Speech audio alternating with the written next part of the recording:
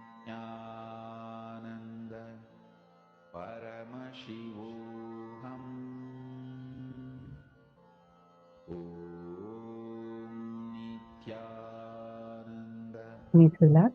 Many of you started manifesting. Please check now. Go to the website again and take a moment to check. See, I see some of you who are sitting intensely and doing the manifestation, and some more of you are like not sitting for it. Listen, understand one thing clearly. You sitting and spending this precious time for power manifestation. This is too important, and it will happen with ease because Swamiji has initiated you, and Swamiji will be the one who's going to be manifesting through you. You just sit, but hold on to will persistence.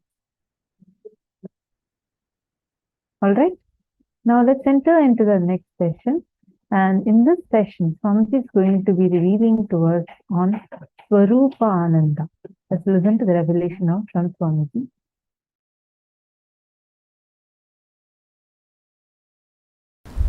The opinions like love, hatred, those signals occupy such large space in your brain, they form like a fort and do not let you see beyond the wall. Listen, listen.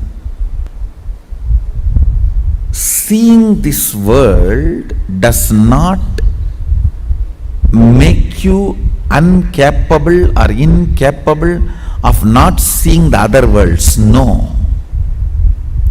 Opinions you form about this world stops you perceiving the other planes. Listen. I'll repeat. See, this world you see. Bur, Buva. In the human body, you have access to all the three. Bhur, Bhuva, Swa. In human body, you can experience Swa also. Bhur, Bhuva, Swa. All the three you can experience in this human body. This Bhur, Bhuva, Swa, these planes which you are seeing is not stopping your ability to perceive other planes like a Tapo, Satya, Brahma, all those lokas. But the opinions you form about these worlds becomes a huge fort inside your brain, Sahasrara Mandala, 1,000 petal flower. When that fort is built, then you are not able to see outside the fort. That stops your ability to perceive the multiple dimensions of the universe. Listen. Actually, choices are not only not freedom, they are anti-freedom. Listen. Choices are not only not freedom, they are anti-freedom. You are so engrossed, engaged, feeling you got the result.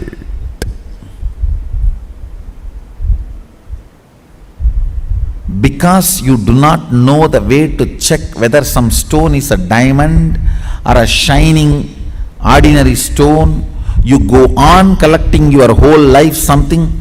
Only when you are about to die, you discover a machine to check the diamond and you find out whole thing you collected is just faltu stone. Not even one is diamond.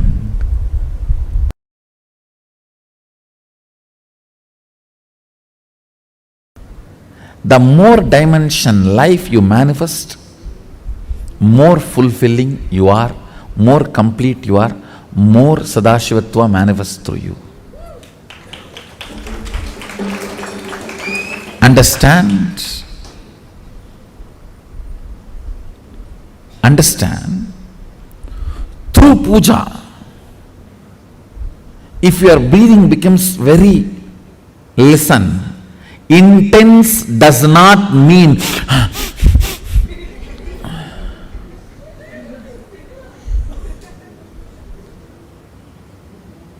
through dance, getting intense will have a different physical expression. That will naturally be like a big hyperventilation kind of a action. But through puja, when your breathing becomes intense, it will not be hyperventilation type, it will be deeper ventilation type. Like Sahasradala Pangaje Shagala Sida Rashmi Prabham Varabhayagaram Vimalaganda Pushpambaram Prasannavadanekshanam Sagala Devata Rupinam Smarechirasiyam Sagam Tatapimana Purvam Gurum. It's actually Dhyana Sloka for Guru. I can see very clearly Arunagiri Yogeshwara.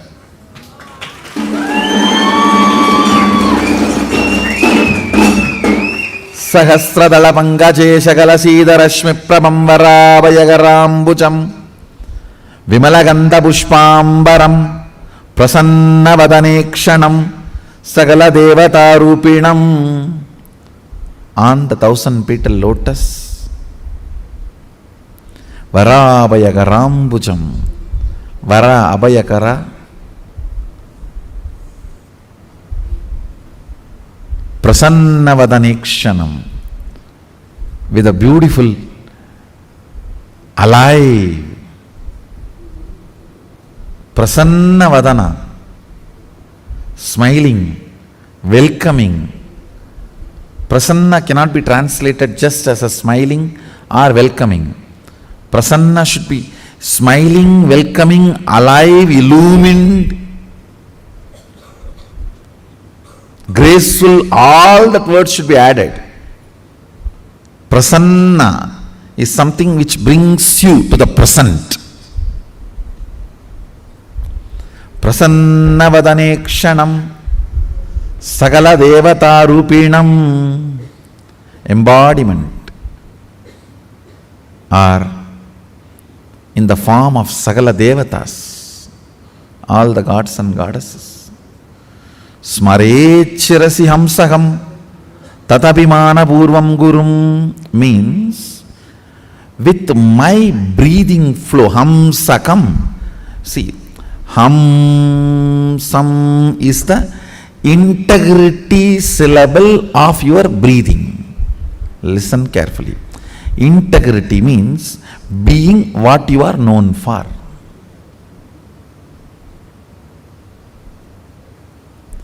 If a lion is known for something and it does that same, it is integrated to being a lion.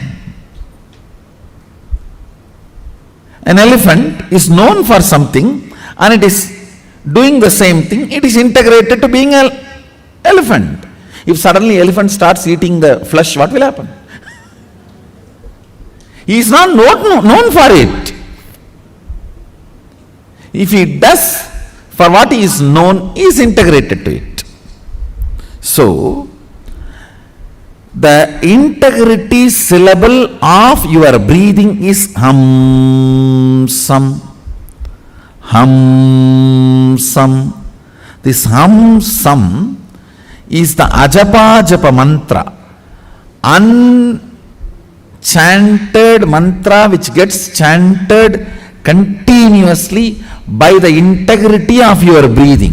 When your breathing gets into your system and comes out, the natural sound it makes is called hamsa.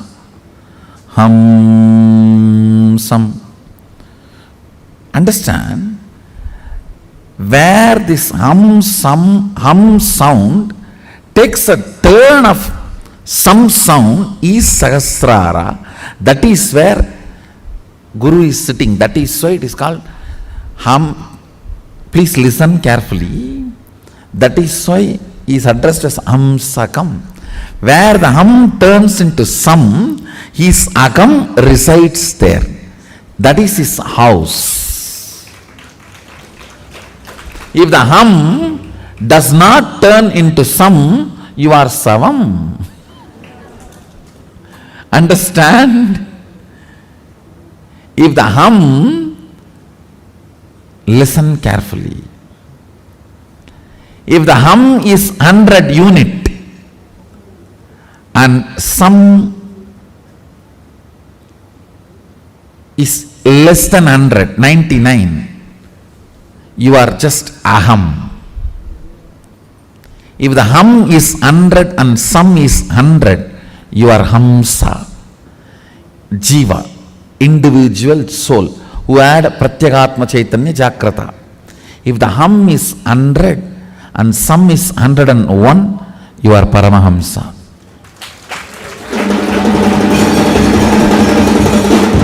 Listen carefully.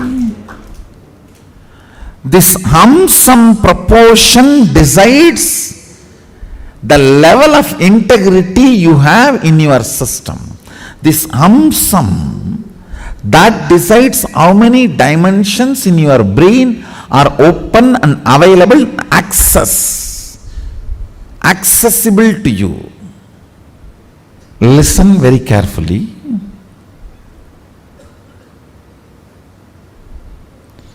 If this Ham is 100, Sam is less than 100, you are in the plane of Agam, human.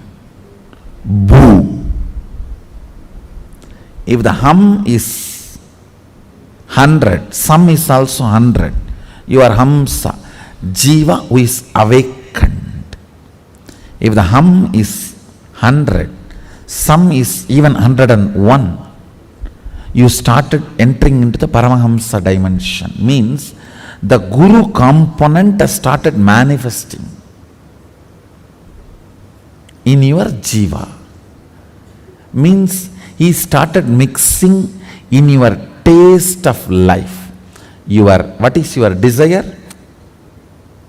Your Guru's desires. What is your taste of life? Your Guru's taste. What is your joy? Your Guru's joy. What is your opinions about death? Your Guru's opinions. What is your opinion about life? Your Guru's opinions.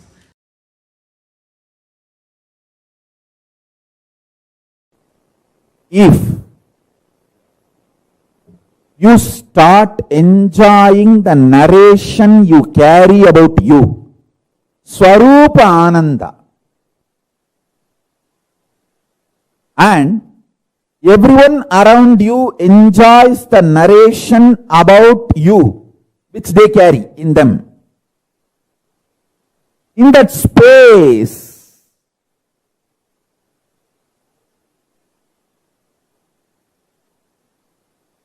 you manifest Sarvanyatva.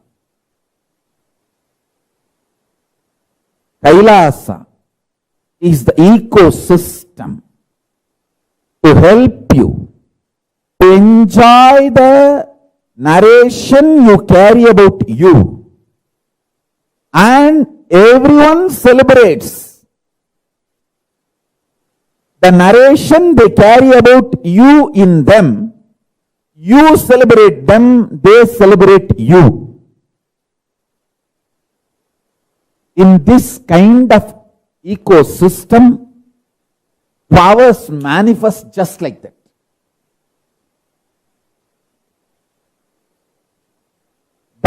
That kind of an ecosystem makes nectar flow in your Sahasrara chakra, in your crown center.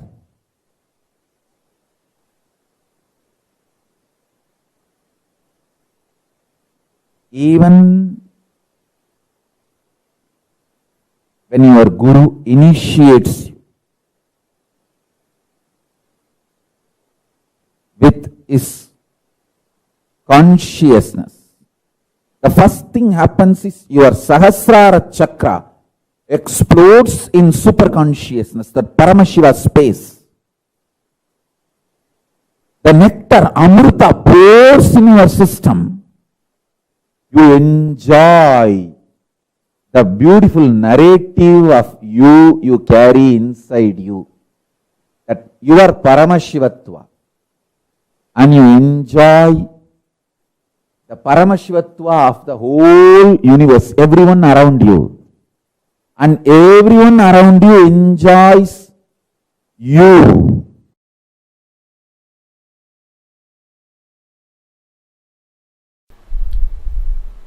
Let me come back to the subject. Listen. Whenever you are not able to hold the lit up 1,000 lotus petals, the Sahasrara, and come down only with prayer. Prayer will grow roots and push you back to that same higher electrical structure and chemical structure in your brain, to the Sahasrara. If you start analyzing, why am I not retaining? Maybe all the sins I have done.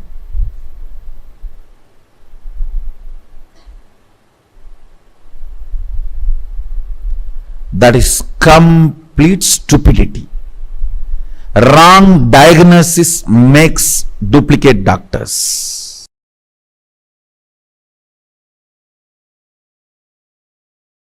Listen carefully.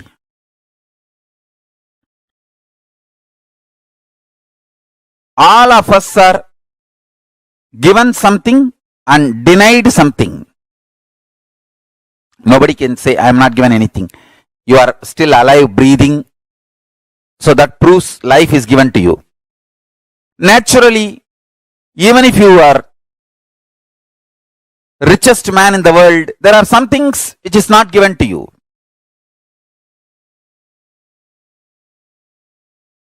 If you cultivate consciously a consciousness,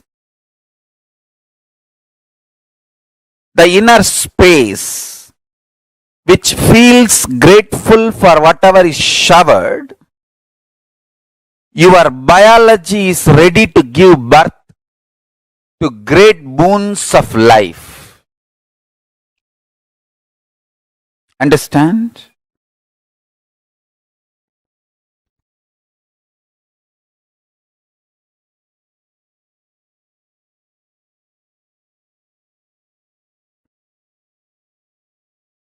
Person who cherishes what is showered in the life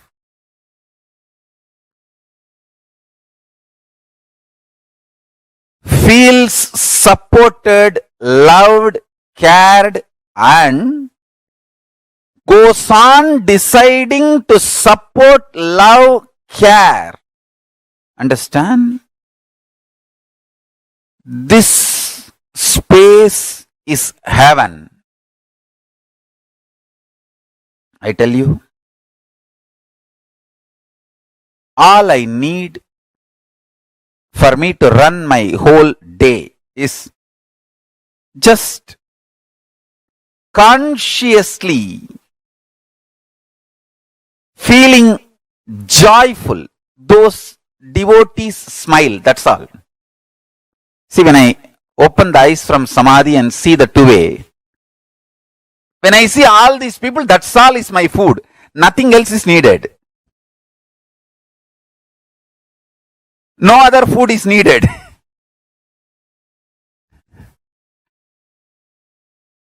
Understand?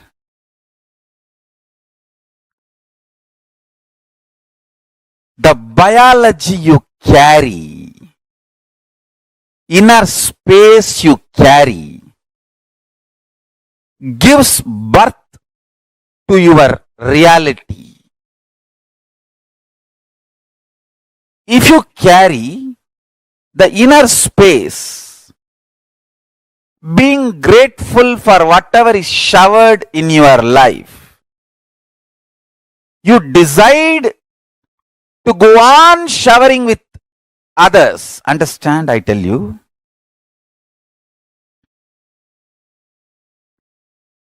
Whoever enjoys by contributing are gods, angels. Angels may not be the right word. What I wanted to convey is devatas. The Sanskrit word devatas. Maybe the rough translation in English can be gods and goddesses, not angels. Because devatas are much higher than angels. The concept of angels. Listen carefully.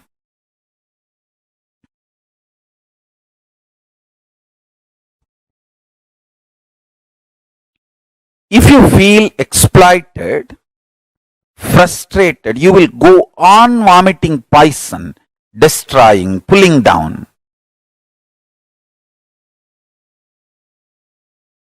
Spreading hatred, vomiting poison. You will be so deluded. You will know you are straight lying. And you will believe it is perfectly alright. That is the worst delusion. That's the worst delusion. Money gets more money. Integrity gets more integrity. Laziness gets more laziness. Abuse gets more abuse. Joy gets more joy. Bliss gets more bliss. Sadness gets more sadness. What you work for, you get that. I tell you, listen carefully.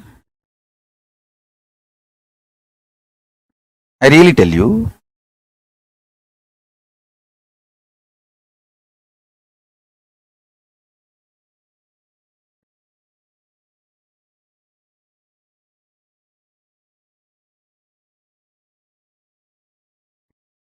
Make integrity as a strategy for your life.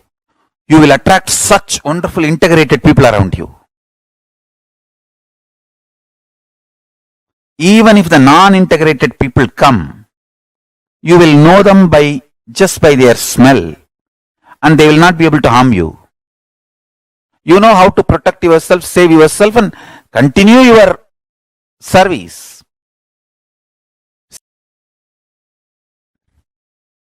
Love for the consciousness.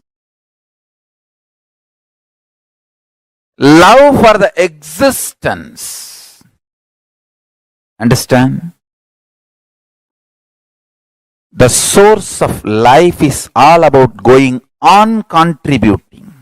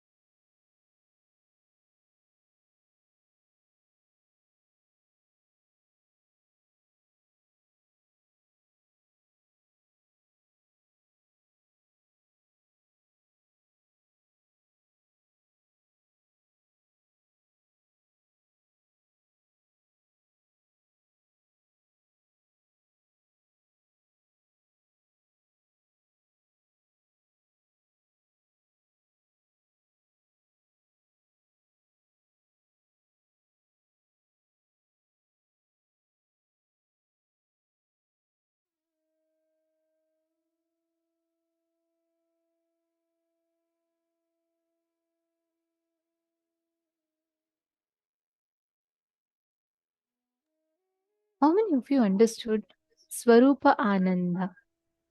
Swamiji so beautifully explained about what integrity is. Integrity is you reverberating with your purpose. The purpose of why you want to do what you want to do. Integrity. Understanding, flowing in life with gratitude makes you manifest Sadashiva, makes you manifest Paramashiva as he is. Just being integrated.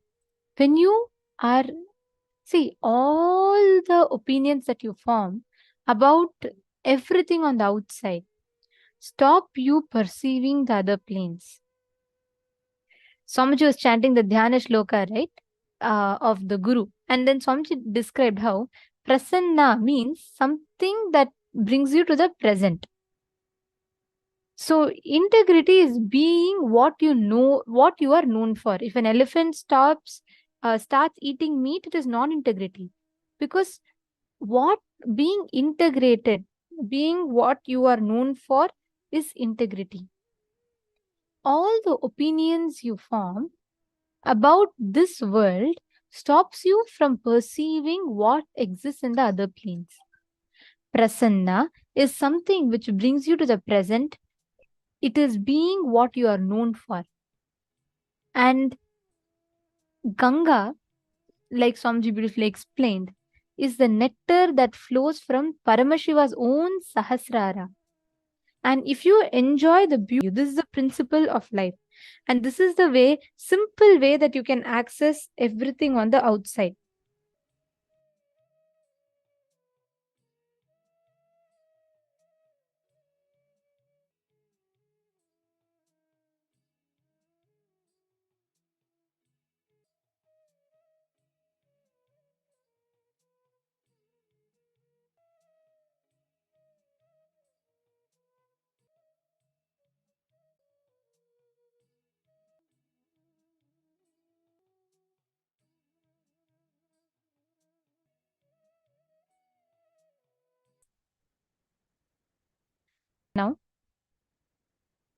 Now, powerful Kriya. So it is sincerely sitting through your night. Yes, Kriya. So I request every one of you to prepare.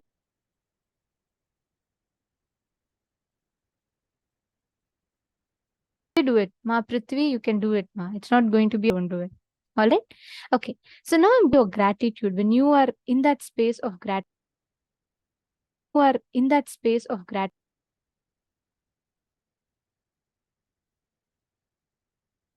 please sit exactly as shown in the camera. Please sit exactly as shown in the camera. Sit comfortably with your head, neck, and spine in a straight line. Do not have your cameras head, neck, and spine in a straight line. Do not have your cameras off while doing this kriya called Bhastrika. Bhastrika is basically just random. Say you do breathing, where your breathing is not rhythmic or it's not slow. It should be breathe in random patterns without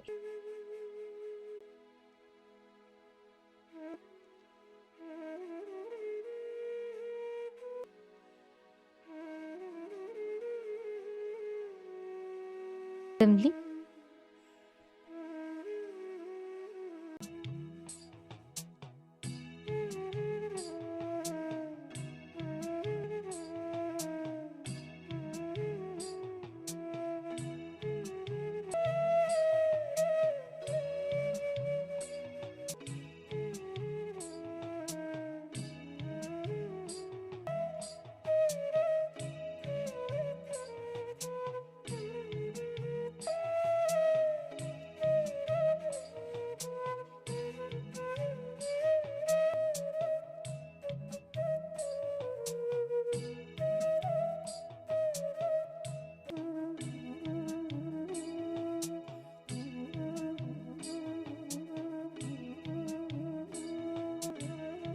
Without any rhythm or pattern in your breath.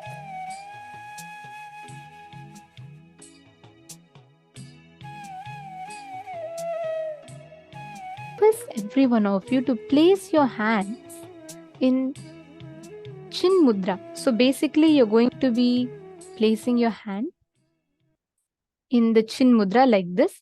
So you're just going to be, your index finger is going to be folding within your thumb, and the index fingers will be within your thumb, and your 3 fingers straight, and you're going to be placing it on your lap. So this is Chin Mudra. Now, continue to sit in Vajrasana. Form the Chin Mudra with your fingers and keep it on your lap. Place your hands on your knees. Your hands, the palm, should be facing upward. And let the tip of the index finger touch the tip of the thumb as if forming like a circle. And place that on your knees. Make sure your hands are completely relaxed. For the next 7 minutes, you are going to be humming. You're going to be intensely only humming.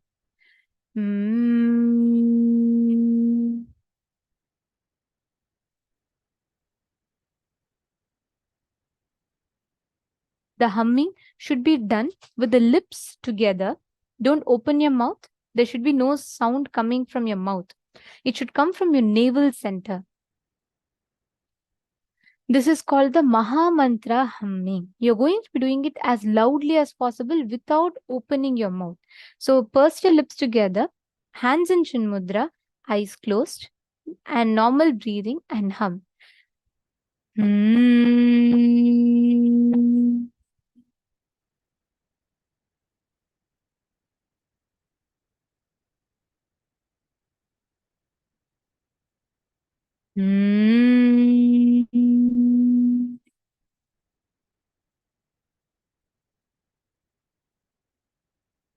I request every one of you to do this step for the next 7 minutes.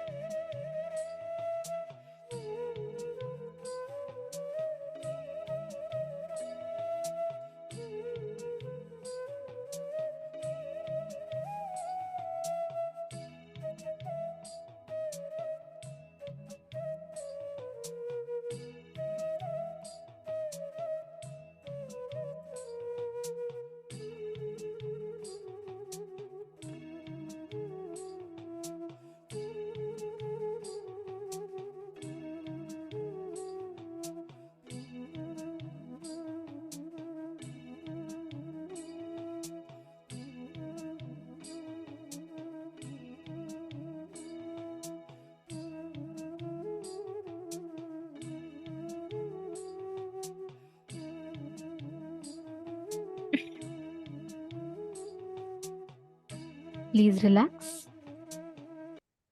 Slowly, you can stop the breathing. You can stop the humming. Now, you may sit now on cross-legged on the floor. Normally, this is called the Sukhasana. As shown in the picture, you can take the comfortable step.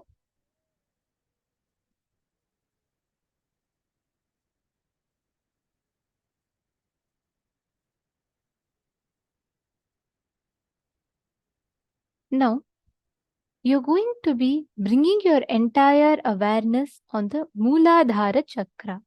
Mooladhara Chakra is the base of your spine.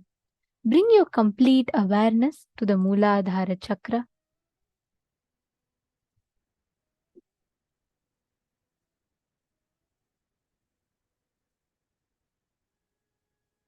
Each of you are going to be bringing your awareness from the Mooladhara Chakra to the Sahasrara Chakra, step by step. First, focus on the Mooladhara Chakra.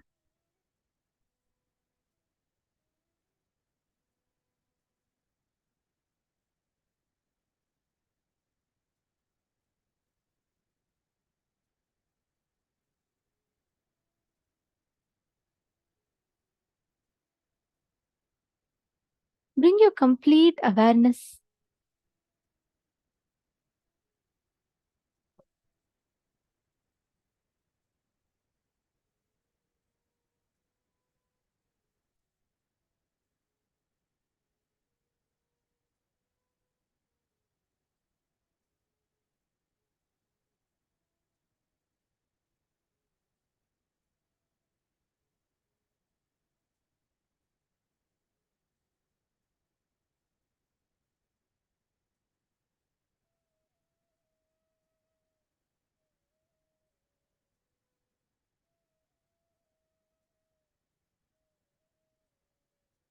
Focus your entire awareness on the Mooladhara Chakra. The base, the root center at the very end of your backbone.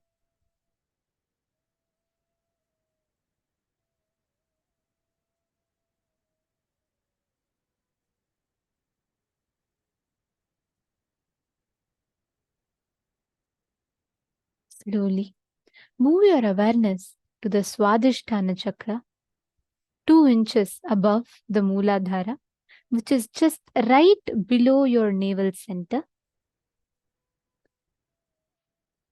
Bring your complete awareness.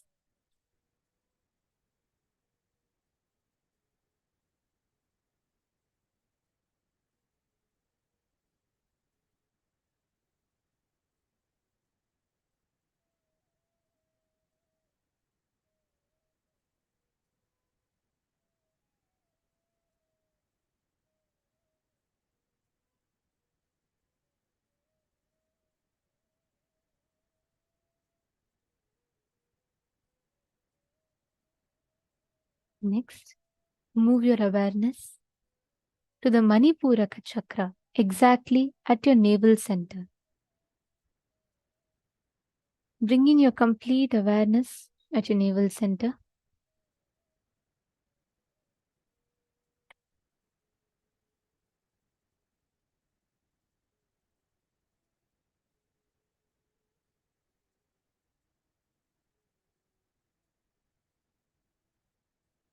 Just place your awareness. You don't need to do anything. Just bring your whole awareness. Forget all the other parts, and you're only going to focus your existence, your awareness in the navel center, the Manipuraka Chakra.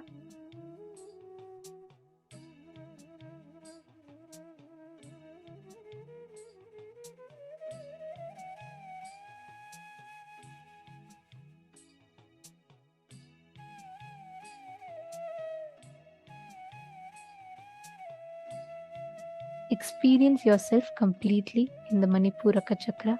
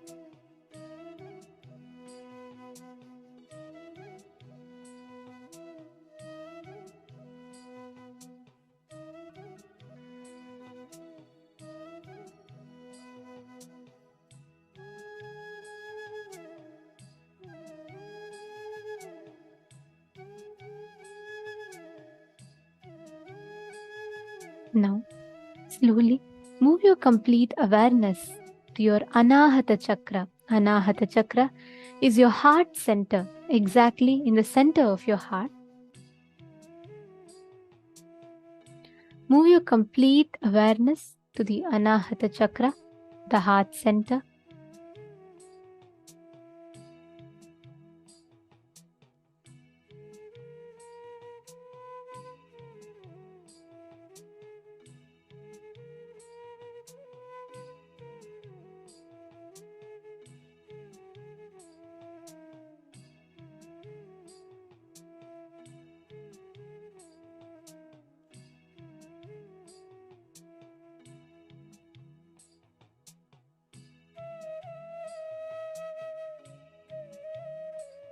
Focus your complete awareness just on your heart center.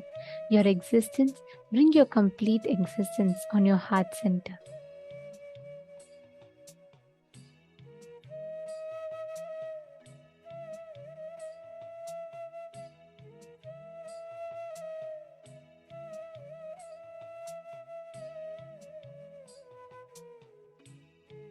Now, from your Anahata, move to the Vishuddhi Chakra, your throat center region.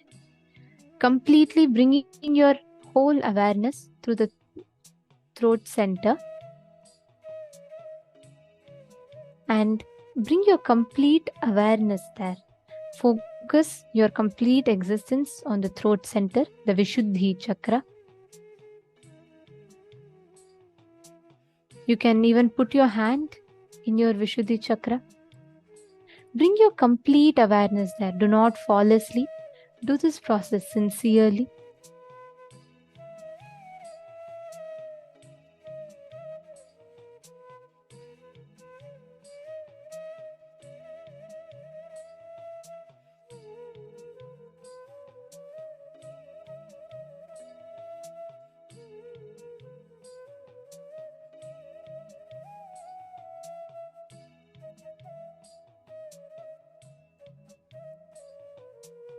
Please sit straight. I request everyone to sit straight. Continue to have your eyes closed. Do not keep your eyes open. Do this process sincerely.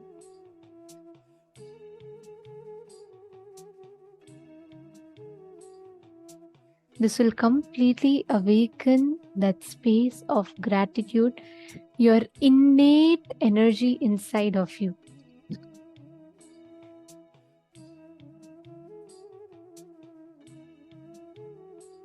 Now, slowly move your entire awareness to your third eye, your brow center, the center of your eyebrows.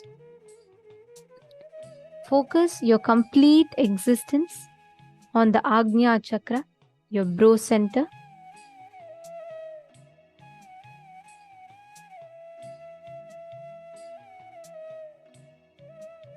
Bring your complete awareness. Experience your existence in the brow center. I request all the participants to sit straight. Do not slouch. Please sit straight.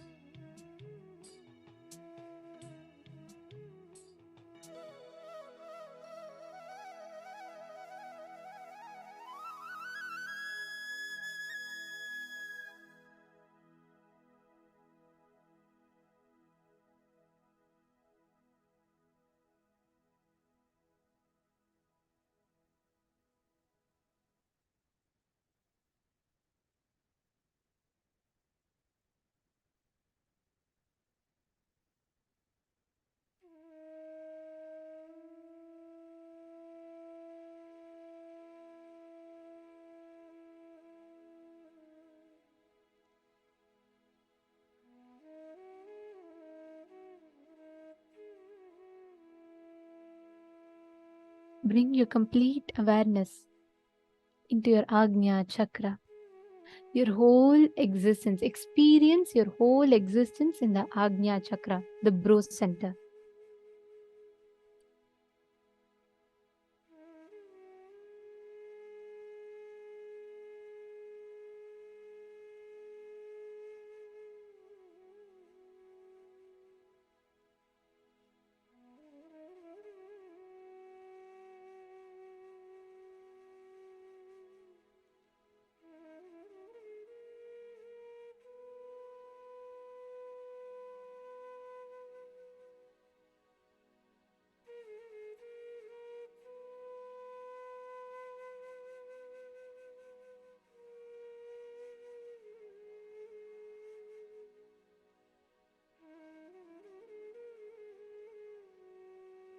Now, move your complete awareness to your Sahasrara chakra, through the crown center, the top of your head. To the complete top of your head, just move your complete awareness to the Sahasrara chakra.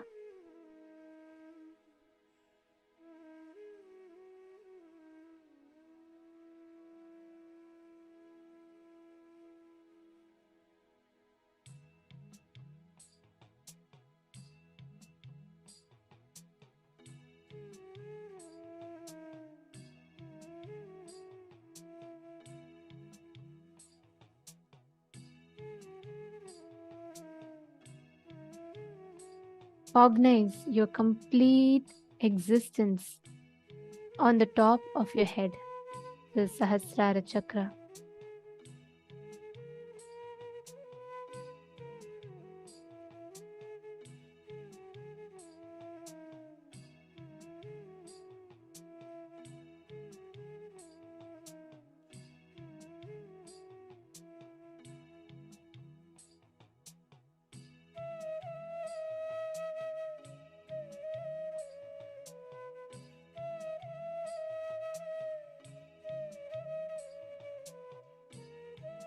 Cognize your complete existence, the Sahasrara chakra.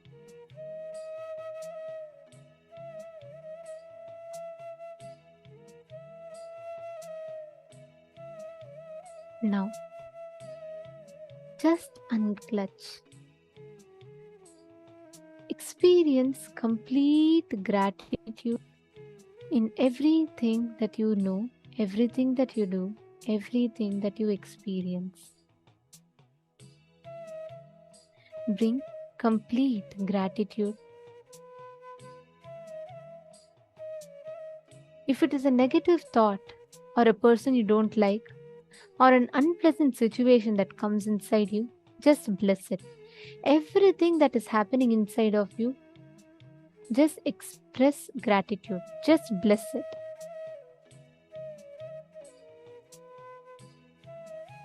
Express, experience gratitude.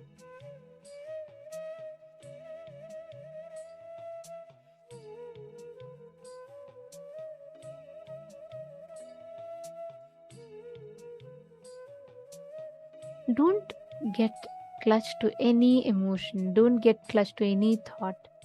Just be completely unclutched.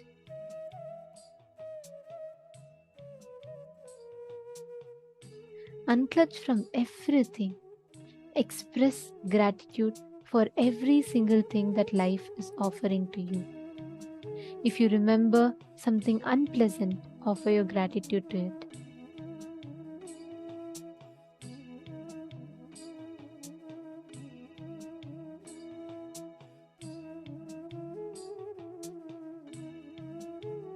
That's right.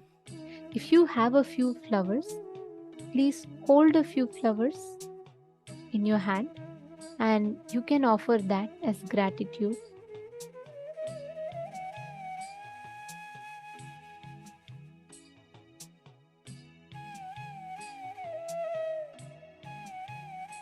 Offer gratitude to every single person in your life. All the wrong situations, all the right situations, all the situations, offer your gratitude. Hold a few flowers in your hands, close your eyes. Concentrate, bring your complete awareness on the Sahasrara chakra. Forget all the other parts of your body. Experience your existence only in the Sahasrara chakra.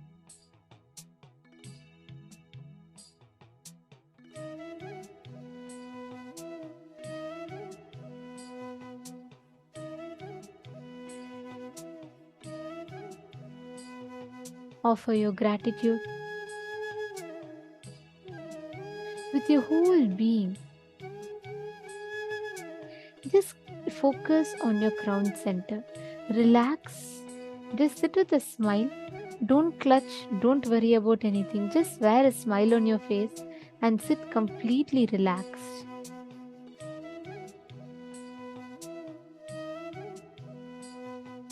Remember your mother. Offer your gratitude to her for giving birth to this body. Give gratitude to her with your whole being, just for the fact that she gave birth to your body.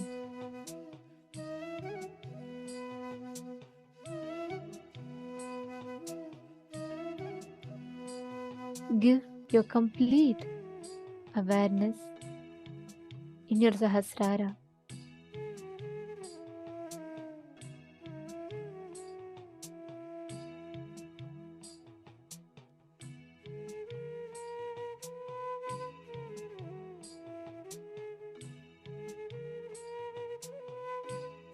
Offer your gratitude to her with your complete being for the very fact that she gave birth to you.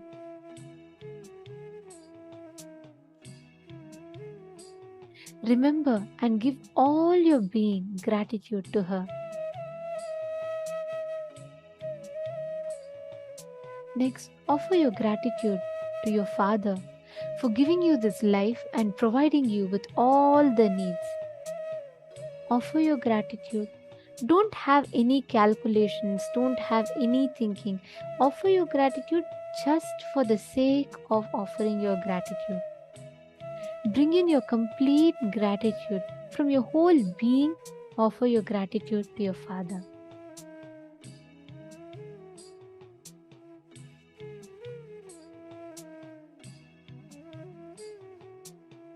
Next, offer your gratitude to all the doctors and nurses who received you when you came to planet Earth.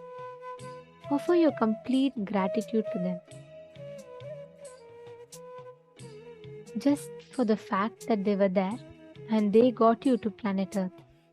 Offer your complete gratitude to them.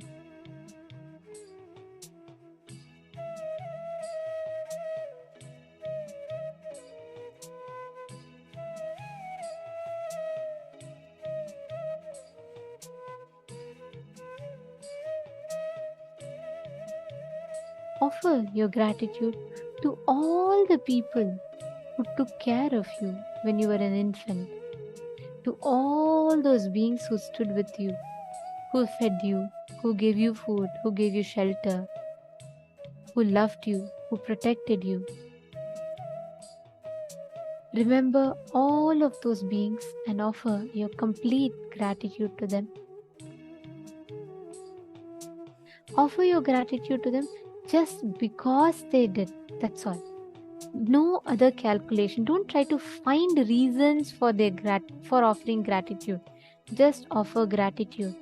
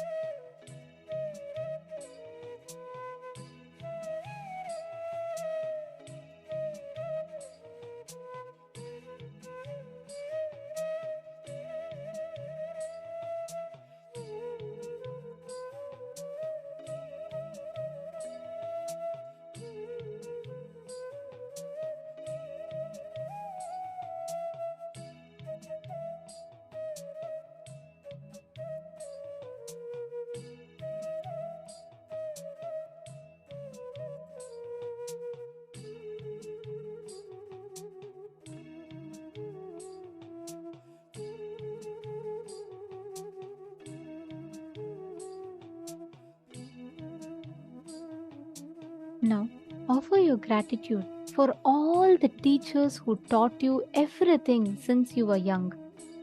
For all the care, the love that they gave you, offer your gratitude to them. Remember all your friends in your young age school. Offer your gratitude to them. All of them made your life blissful, joyful. All those who shared their innocence and joy with you, offer your gratitude to them. Offer your gratitude to your brothers and sisters and other relatives for nurturing you, for caring for you. Seek their forgiveness for any hurt that you may have caused them, intentionally or unintentionally, consciously or unconsciously. Offer your gratitude to all the people who give you professional education, who helped you stand in your profession, who gave you the courage to stand in your own feet. Whatever phase of the life that you might be in, offer your gratitude to every single person who supported you. Offer your gratitude to all the people who helped you financially whenever you were in need of it. Offer your gratitude to all the doctors and nurses who took care of you, who gave you the medical assistance whenever you needed it. Offer your gratitude to your wife or husband for giving you love and security in your life. Forgive them for anything that they might have done to you that hurt you. Seek their forgiveness you have done to them which have hurt them.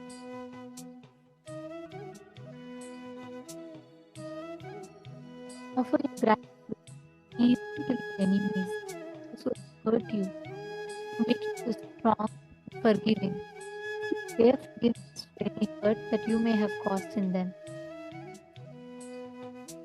Offer your gratitude to all of them who helped you physically, mentally, in every level, economically, spiritually.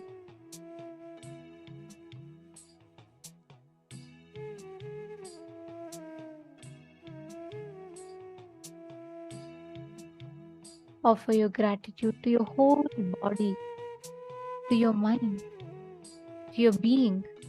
Offer the gratitude to the divine for the very fact that you happened on planet Earth.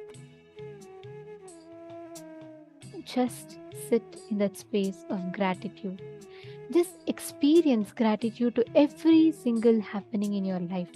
All the best things for giving you joy. All the worst things for making you even stronger. Just offer your gratitude. Celebrate the fact that life happened and gave you different situations. Just offer your gratitude.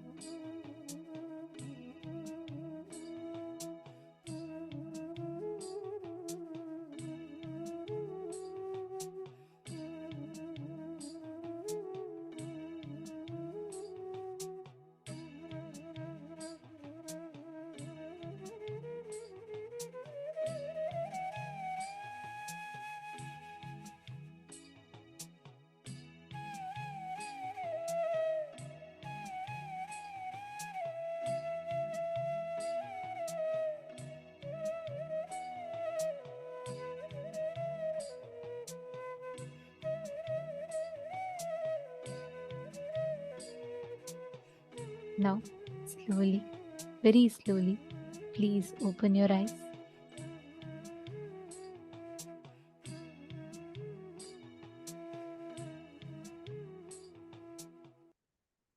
How do each of you feel now after doing this powerful meditation?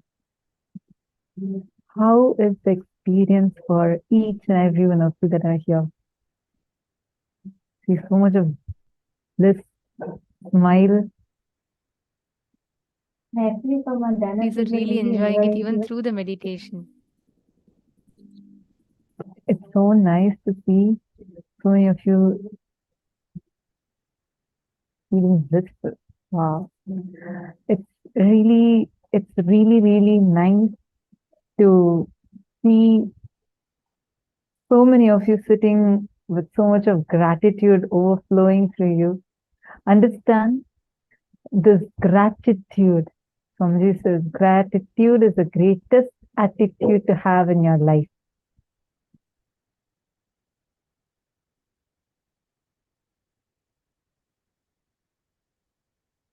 Very nice.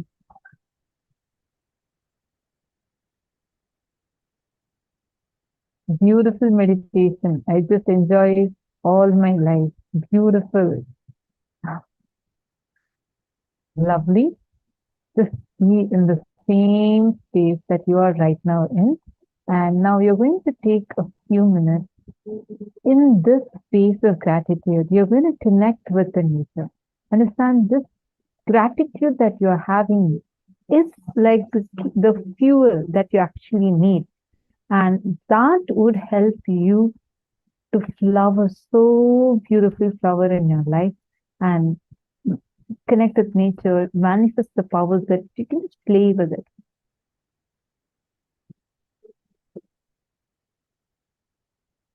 Shall we all enter into power manifestation? Okay, who all were already able to alter weather temperature? From morning, you've been able to manifest this power. If you have been able to, or if you have not, both categories also, you're going to manifest again now with this piece of gratitude. It will be really powerful, really powerful. Take a few minutes, just connect with the atmosphere around you. You're going to start altering the temperature of the place that you are in. Let's start with that. Just connect. You can literally start feeling the air changing. First, take a few minutes, measure the temperature. Go to any website like actiweather.com is one of the websites that we know. Any website, there are so many websites that give you the exact temperature. Go to anything. Your temperature should not change because of some AC or something. Make sure you measure the temperature rightly. And now let's start the power manifestation. Please chant the Mahavakya. Continue to be in the space of gratitude.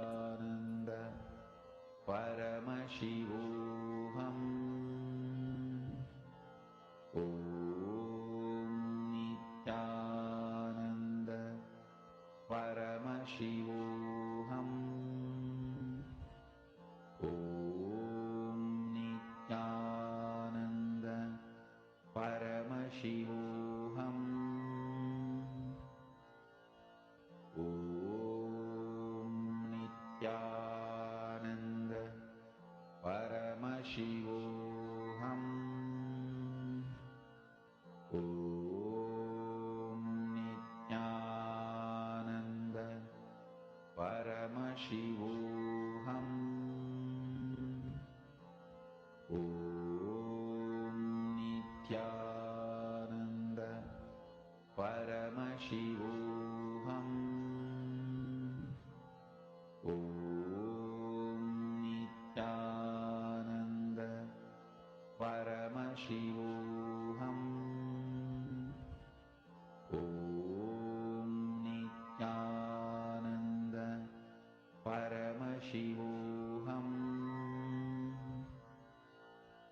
Om Nithyananda Paramashivoham.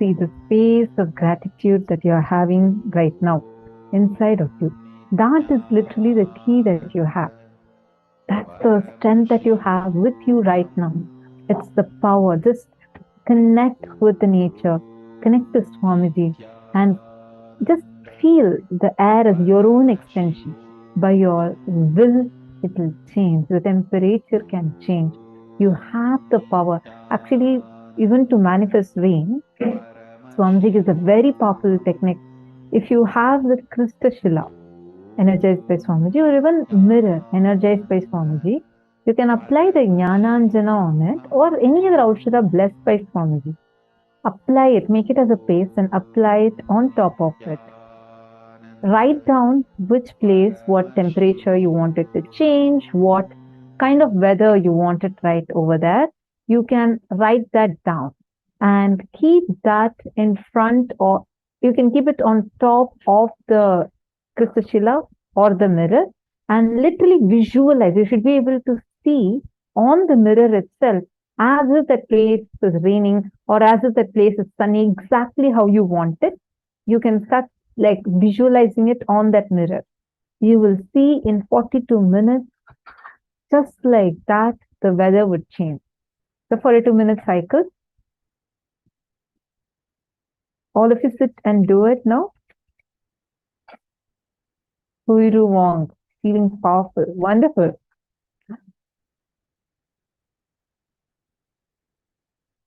The cycle is for 42 minutes. Mavirupaksha, it's 42 minutes. No, I see your reaction. You're like, oh, what? No, you don't need to sit for the full 42 minutes. You're just going to start and we're going to do one more round again. So the 42 minutes, 21 minutes now, the next session, and then after that, 21 minutes of power manifestation. You're going to do it in the same place. It takes 42 minutes for the effect to happen. Hold your visualization. Have that visualization in you. That's how you manifest it. Come on.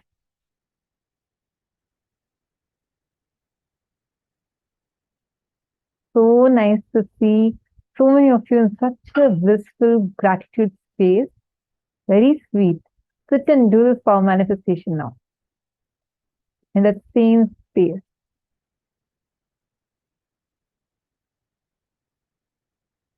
We're going to be continuing to play the Mahavakya. Sincerely sit and do this. Nithyananda Paramashivoham. Om Nithyananda Paramashivoham. Om Nithyananda Paramashivoham. Om Nithyananda Paramashivoham. Om Nithyananda Paramashivoham. Om Nithyananda Paramashivoham. Om Nithyananda Paramashivoham.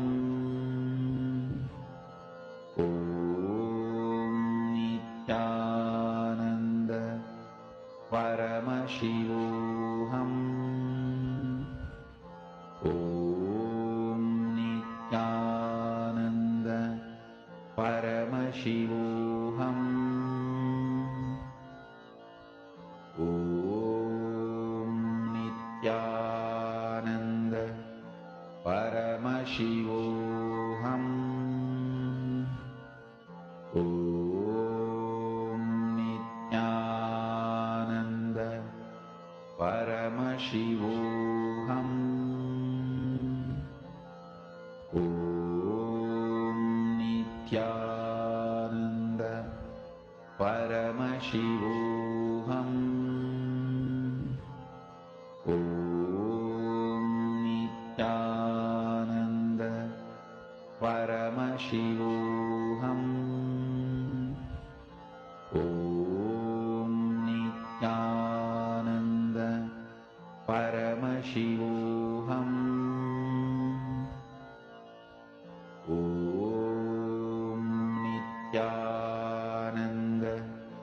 Paramashivoham. Om Nithyananda Paramashivoham.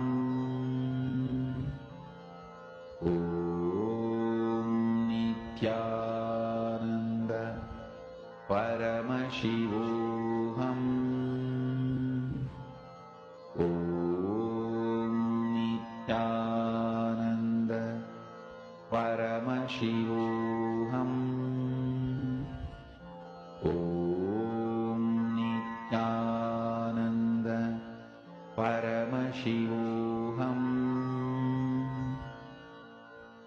Om Nithyananda Paramashivoham. Om Nithyananda Paramashivoham. Om Nithyananda Paramashivoham. Om Nithyananda Paramashivoham. Om Nithyananda Paramashivoham. Om Nithyananda Paramashivoham. Om Nithyananda Paramashivoham. Om Nithyananda Paramashivoham. Om Nithyananda Paramashivoham. Om Nithyananda Paramashivoham. Om Nithyananda Paramashivoham. Om Nithyananda Okay, I do see some of you asking questions.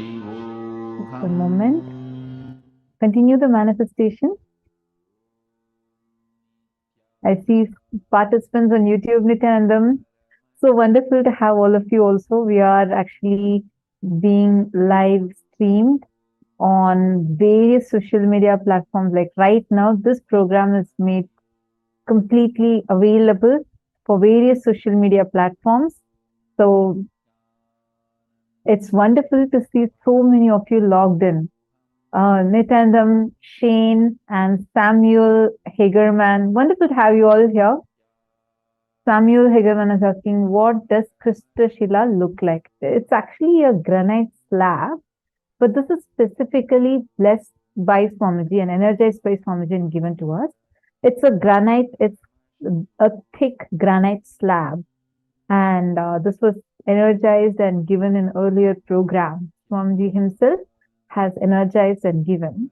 And the stone has a power to hold a lot of energy. Actually, when you start doing advanced level power manifestation, the mirror, when you start using the mirror is too thin, right? And you'll see that without it falling down, without doing anything, it will start having cracks on it and will start breaking. Krista Shila is the next advanced level power manifestation, where just in the granite slab, I mean, the power you will need is the same. Now you can see on that. It will actually help hold a lot more energy and help you see the things, like you want to visualize the place. You want to see in that. It'll look like a HD video that you'll be seeing on the Krista Shila. Swamiji will be blessing the Jnananjana and giving. So the Jnananjana, when it's applied on the Krista Shila and you start seeing it, it'll be like you're watching a HD movie on the granite slab. So that's how it is. That's the Krista Shila. It's a technology from the period of Devi Parashakti as Madurai Meenakshi, when she ruled over Madurai as Meenakshi. This was a technology that was used in that period.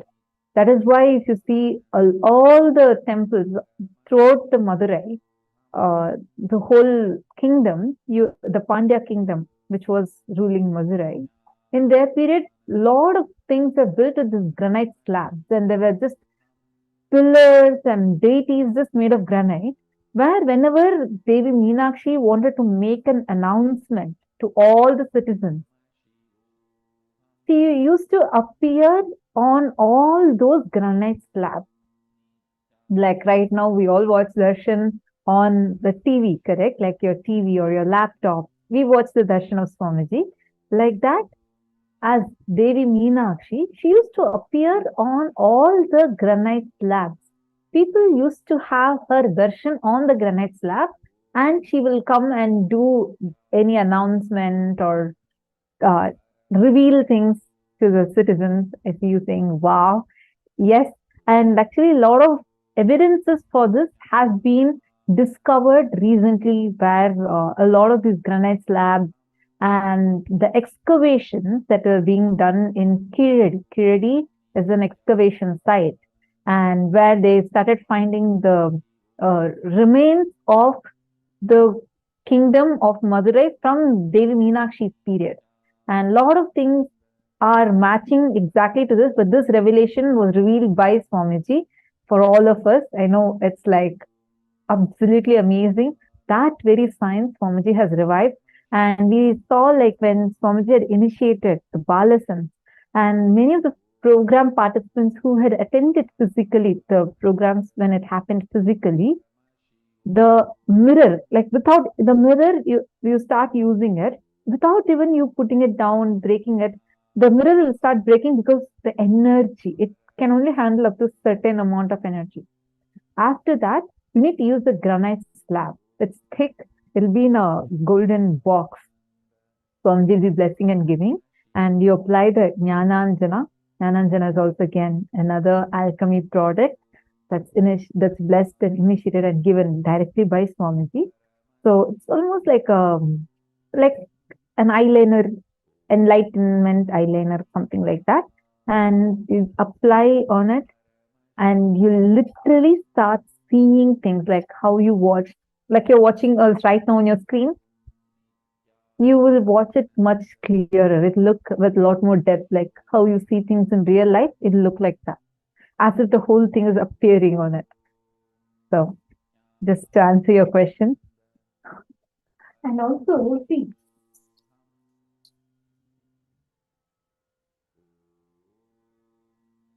sorry for that. See, we did not need a phone, laptop, internet, everything, because our civilization was so advanced.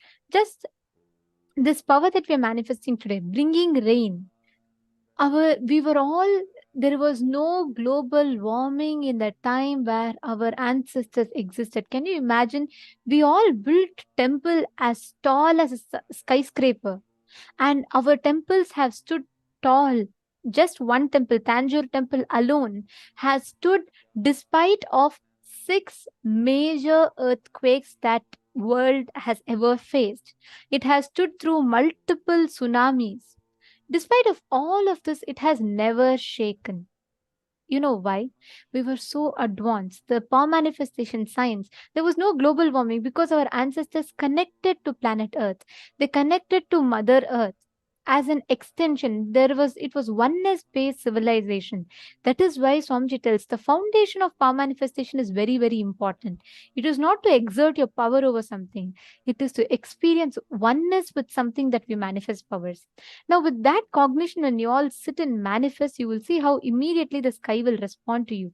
The weather will change as per the moment you need. Whatever you have asked, the sky will respond to you for that. Beautifully, Madhanananda has posted that she was visualizing for the sun to almost set. And then suddenly she saw that the sun actually started turning more red.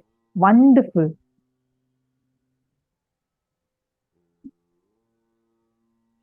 Wow, Mameda Satya has posted during Paramashivoham too. Meenakshi Devi gave me darshan in green, and she was holding a crystal shell on one of her hands. As being from north, I did not know anything about Devi Meenakshi. My gratitude to her. Wanted to have a darshan again. Wow, Mameda Satya, thank you so much for sharing such a beautiful experience. Actually, in just before assuming this body, in Swamiji's previous avatar, Swamiji came down as Devi Meenakshi. And in this form, both Devi Meenakshi and Sundareshwara Paramashiva have assumed one form together as Swamiji. So you are having her darshan every day. Joanna Nithyanandam, nice to see you with the big Sri Chakra behind you. Are you also doing the power manifestation? Joanna Kobus, sorry if I'm not pronouncing your name rightly. Nithyanandam, is this the first time you're here? Just asking to know, because I'm seeing you now. I see you wearing the Kantamala, so I definitely know that you've been connected to Swamiji for a longer time. But I'm just seeing you first time in the program. Lovely to have you here. Where are you from?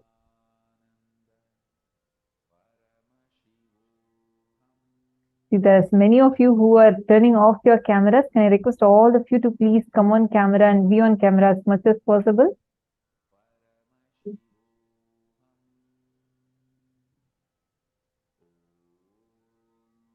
Sonia Rao, I think I made it a little windy outside and dropped the temperature a bit. Wonderful.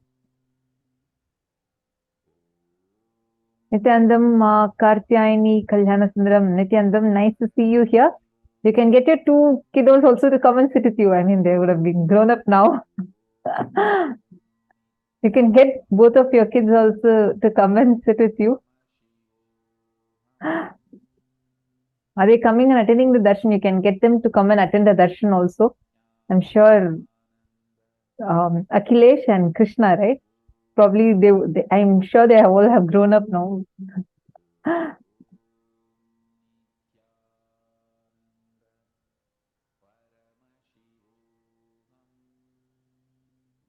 Wonderful to see all of you sincerely sitting and doing the power manifestation. Continue. And now, before we enter into the next session, I just wanted to share with all of you. I'm sure you all would have already seen. For those of you who have not yet seen, we have a great news that we want to share with all of you. That is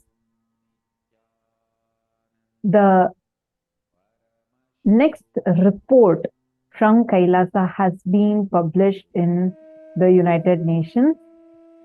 Our support desk team is actually going to be posting the link to this post for all of you. United Nations publishes the 11th report of Kailasa, Call for Contribution, the Right to Education, Advances and Challenges. The special rapporteur intends to identify the current main challenges to the right to education today and the crucial issues that deserve attention for the future. The right to free education is fundamental to the ancient Vedic civilization, which has faced the persecution and educational and cultural genocide during the colonial rule. It is actually only Swamiji, the Supreme Pontiff of Hinduism, who is taking this to the world, taking this to the international audience and decision makers, thinkers, taking the persecution that we as Hindus have faced. And the United States of Kailasa has the right to free education, free food, free shelter, free clothing, free medical care, the 5 basic necessities of life as its constitutional right, in alignment with the injunctions of the ancient sacred Hindu scriptures, the Vedas and Agamas. An ancient Hindu economic treatise by Paramashiva recommends that no fee should be charged for things that do not perish by sharing, such as education, and knowledge.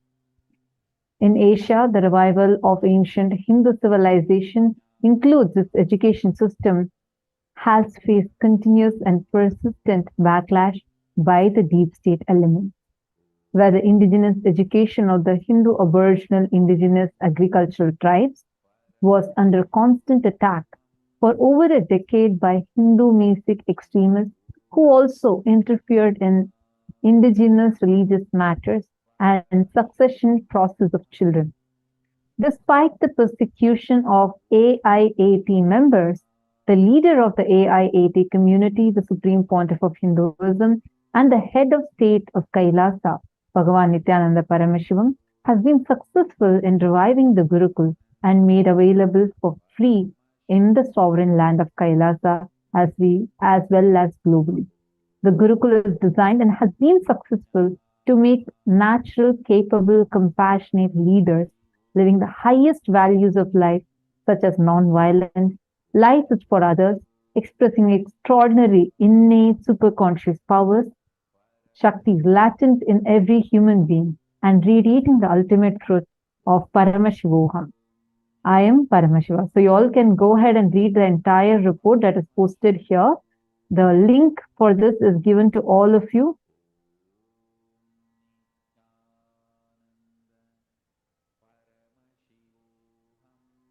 It's going to be posted on all the chats. The support desk team is going to be posting the link. And I just wanted to also add to this because I grew up in the Gurukuls, Swamiji's Kailasa's Nithyananda Gurukul, and it still continues to be completely free of cost, like no cost. Whether I was given the best education, like the Gurukul, we have the best education, international GCC syllabus, as well as you get to learn everything about life. You get to learn all these extraordinary, powerful cognitions, literally living with Swamiji, where he transmits his knowledge, his experience, his cognition, powerfulness, powers everything to us, and simultaneously empowers us externally also, like Swamiji used to say before, becoming Buddha inside and Bill Gates outside. That's literally how the education system is, and the best thing about it is completely free. Whether it's for the books or the exam, we all know the amount, the cost, just for exam purpose, the cost that is there, right? Like how much students struggle. But I'm indeed really blessed to have Swamiji in my life, where all of these are completely taken care of and continues to be made available for everyone. So I just wanted to share that. Take a few minutes and share this post with all your friends, family members. Just click the share button. It's just one fingertip away. Share this great news in your Facebook timeline, and it'll also give options of all other social media platforms. Take a few minutes to share. And Samuel, and also make sure that each of you are letting people know, along with, don't just share the link, let people know why it matters, because this is a huge milestone, another achievement for every one of us Hindus, in us getting a Hindu nation, a Hindu Rashtra set up for us. So Swamiji is continuously working, and it makes a huge difference for all of us. So don't just share the link with the information to people so they understand. And now, and it is, before we enter into the next session, Samuel Hagerman said that he manifested rain. It's raining outside. Wonderful. Who else has manifested? Can I request all the participants, whoever has manifested, to take a few minutes and post, and go and check the post. The post for this UN report is shared with all of you. Take a few minutes, go ahead and click the link, share it with everyone.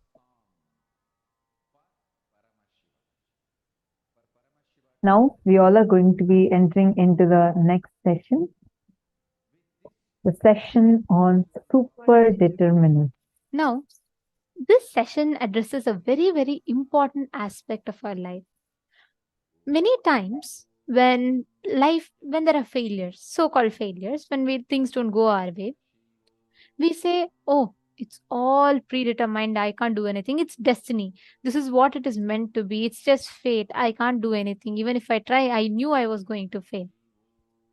So, at those moments, most of us feel life is predetermined. Sometimes, when we succeed, we think, oh my God, I know something that I did really click. It worked. Some formula has worked this time. At those points, we think life is free will. But this question almost always lingers in us. Is life free will or is life predetermined? But there's something in between. It is neither free will nor predetermined, but there's something for us to understand whether life predetermined or is it free will. Swamiji is going to be revealing that in this session to all of us now. So let's now intensely listen and take a note of all the powerful cognitions that Swamiji reveals here.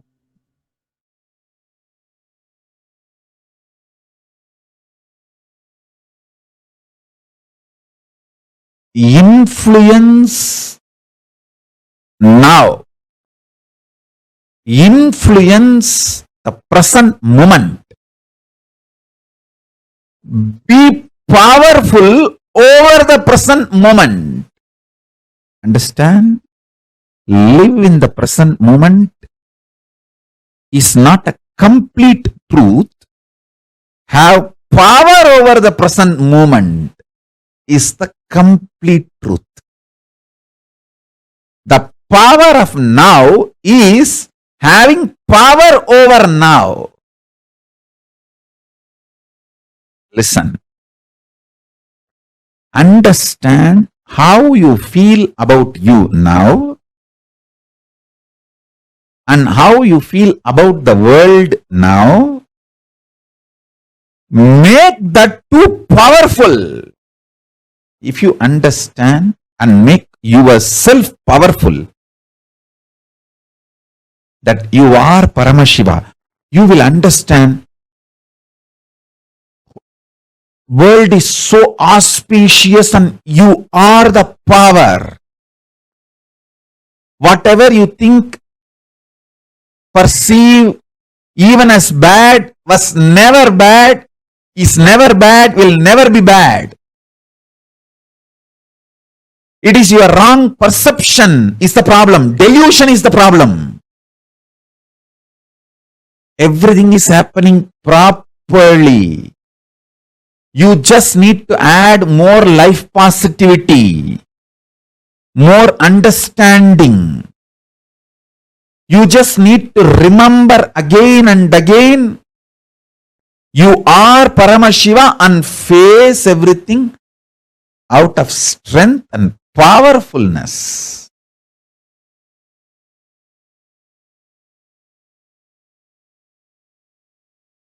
Now, the next truth.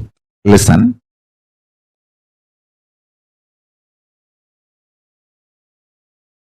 Sometimes you feel the world is literally falling.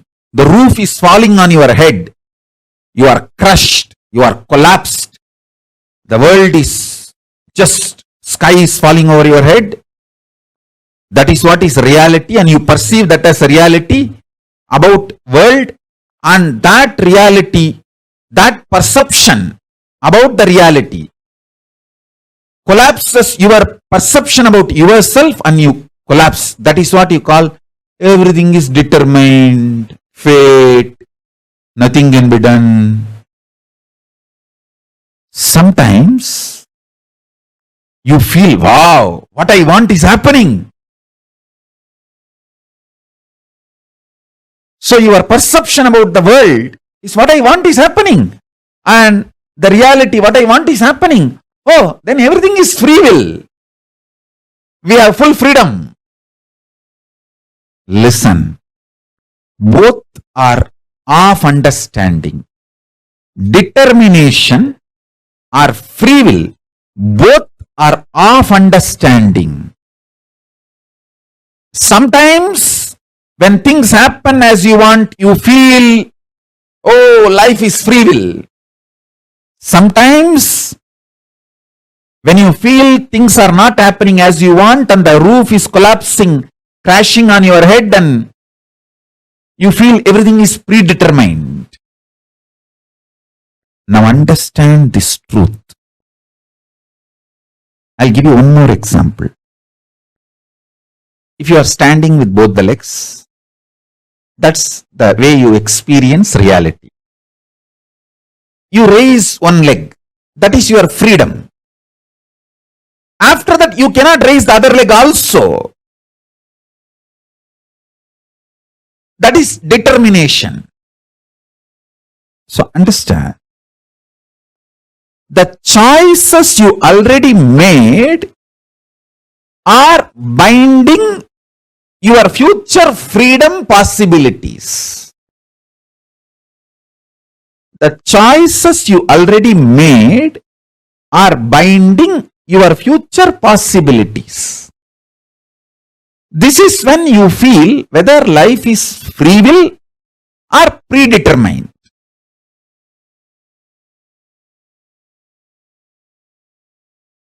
When you perceive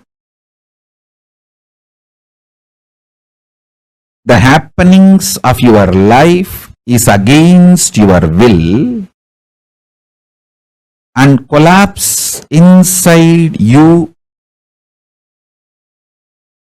the way you perceive the world very negatively, and collapse your own identity about you and lose trust on you. When this happens, whether you made earlier some choices or not, you will feel bound. You will feel life is predetermined. There is no free will. Life is unfair, injustice, adharma. It is all just might is right. People who have power, they grab everything. Nothing is right. It's all chaos. There is no order. And at some moment, when things happen as you want in the outer world, and your perception about the world is little better, you feel, the free will is life. There is a possibility. I can recreate, rebuild. Life has some hope. But please understand, both are of truth. Why even the idea of free will is of truth? Because you feel relieved, hope, because of outer world happening. But the real truth is, if you decide to cognize the truth, you are Paramashiva, Paramātma, ultimate powerfulness. Understand? Whether life is predetermined or free will, the super-determinism is the truth.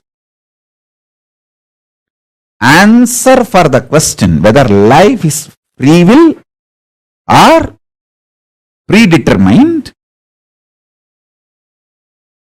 is life is super-determinism. Neither predetermined nor free will. It is super-determinism. Understand? Empowering yourself with the truth, reality. You are Paramashiva. You are the ultimate Paramatma. And from that truth, reality, making your perception about life, and with that strength of your subjective truth about yourself and your subjective experience about the world, impacting the world, the reality, is super-determinism. This is the real way of existing. This is what I call freedom. Freedom is not choices. Freedom is manifesting the reality you want to manifest. Listen.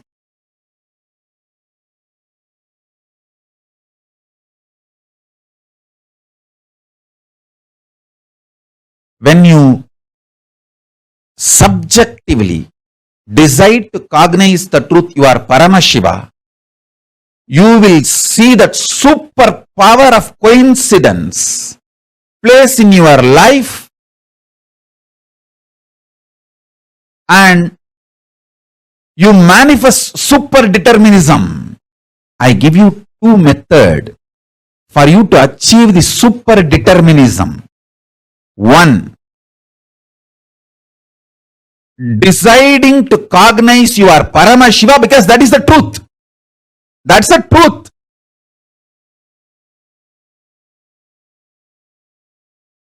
And face your inner space, your perception about life and the life reality itself. With this truth, I am Paramashiva. This is what is having power over now. Life, reality. That's first. Second, always tell everything to your Atmamurti. You can pray, you can cry, you can express your frustration, you can express your joy, you can express your gratitude, you can even fight. Do everything with your Atmalinga and Atmamurti. Everything. Continuously talking to your Atmalinga and Atmamurti will give you the power to manifest what you want. Shakti. And Buddhi to change wherever you need to change. Above all, Bhakti, the romantic existence with cosmos. You will get all three. Constantly talk to Atmalinga and Atmamurti. Listen. Take these two as the method to achieve super-determinism. One,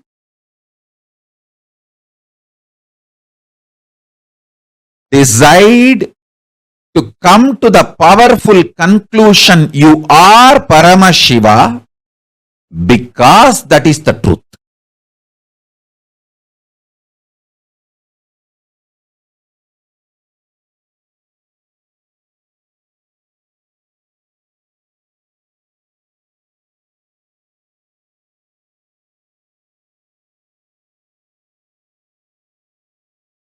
Om Paramashivoham.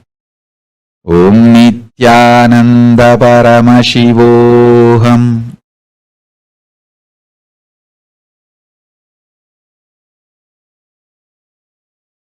Second, continuously talk to Atmalinga or Atmamurti. You can offer your prayers, you can talk even casual things, you can express your love, gratitude, even anger, you can fight, you can express your frustration, you can do anything you want.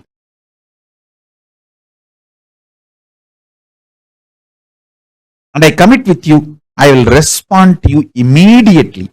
I'll give you what you want. Shakti, to manifest your life as you want. Buddhi, intelligence to alter. If at all you need to alter somewhere your wants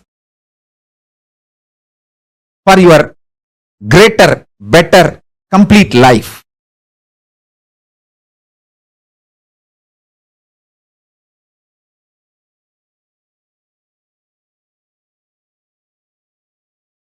And above all, bhakti, a life positive, joyful connection with life, reality, cosmos. with everything, with yourself, with world, with God, everything. And yukti, method to live enlightenment, and mukti, enlightenment itself.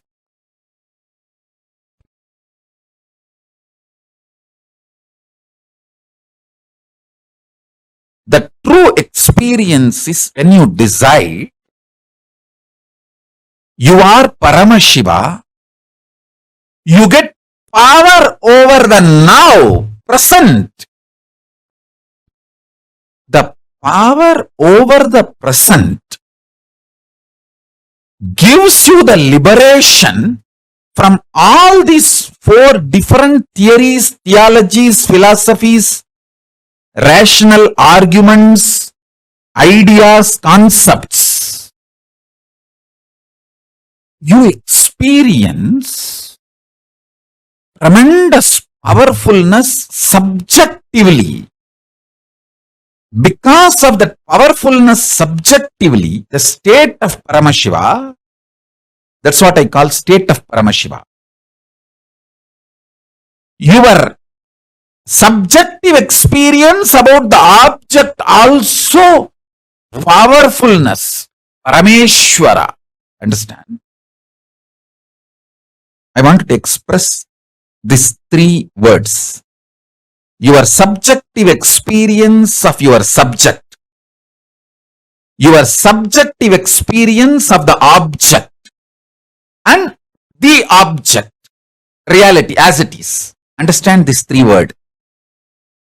Your subjective experience of your subject, yourself, your subjective experience of the object, world, and the world, the object itself.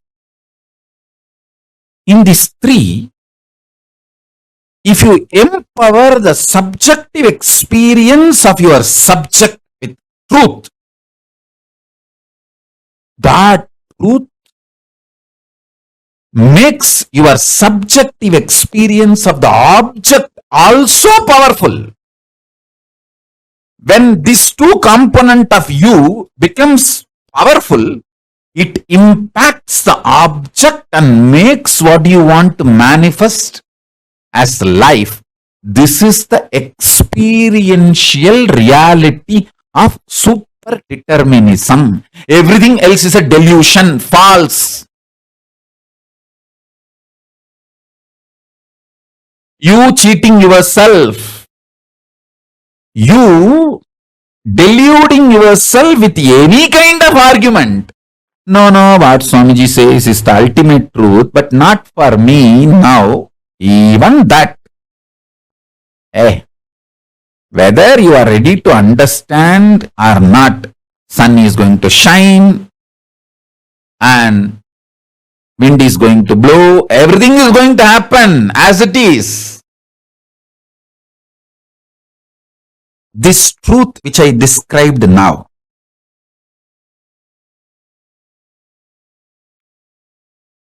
I'll explain the next level. Listen. Super-determinism means empowering your subjective experience about you, your subject, with the truth you are Paramashiva. Paramashivatvamasi. You are Paramashiva. Empower your innermost subjective experience about yourself consciously. You are Paramashiva because that is the truth. And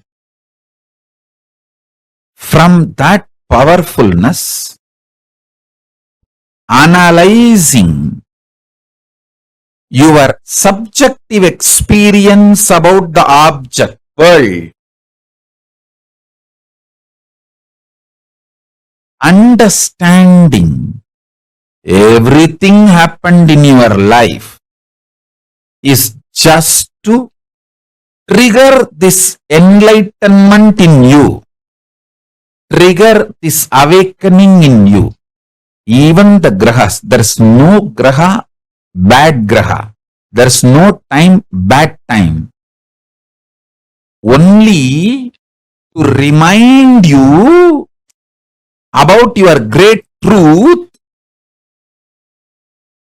the grahas act. When you don't want to be reminded to live the higher reality,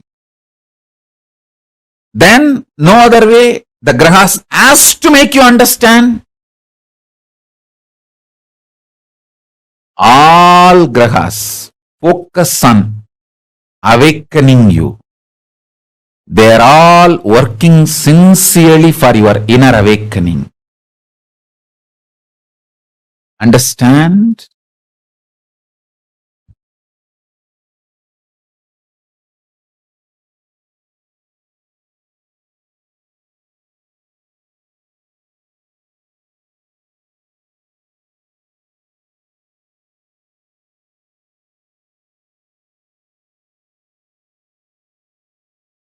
Hey, listen.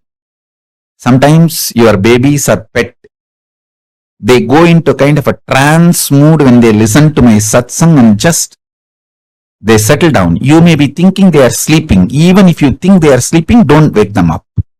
It is okay. Just let them.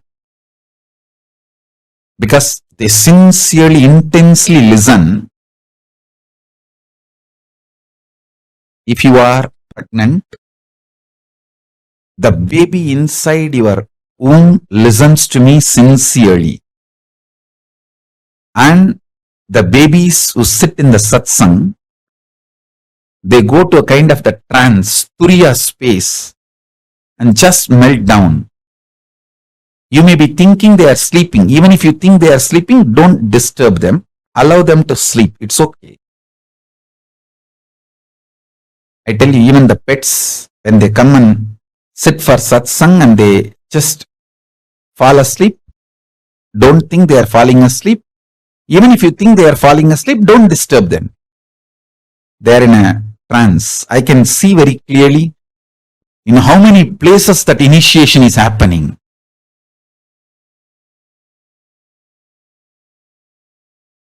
When initiation happens, so many people react in a different way. Babies go into the trance of turiya.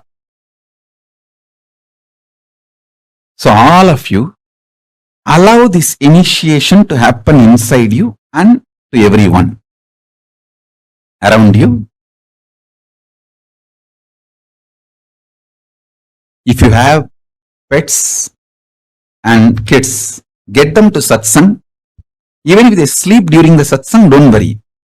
Let them be there. Because these great truths, they get inside the system and become bio-memory. It becomes just bio-memory. Listen. Now listen to the next truth. See, whenever the objective reality impacts your subjective experience about the object and damages your subjective experience about the object, that damage, when it gets overloaded, impacts your subjective experience about the subject itself. That is what I call you gaslighting yourself. Nobody gaslights us. Understand? Nobody can gaslight unless we allow the gaslighting. Whether gaslighting or enlightening, it's your responsibility. You allowed gaslighting of the society. So allow my enlightening.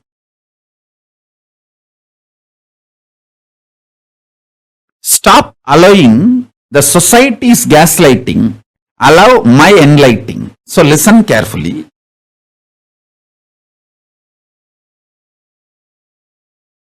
subjective experience of the object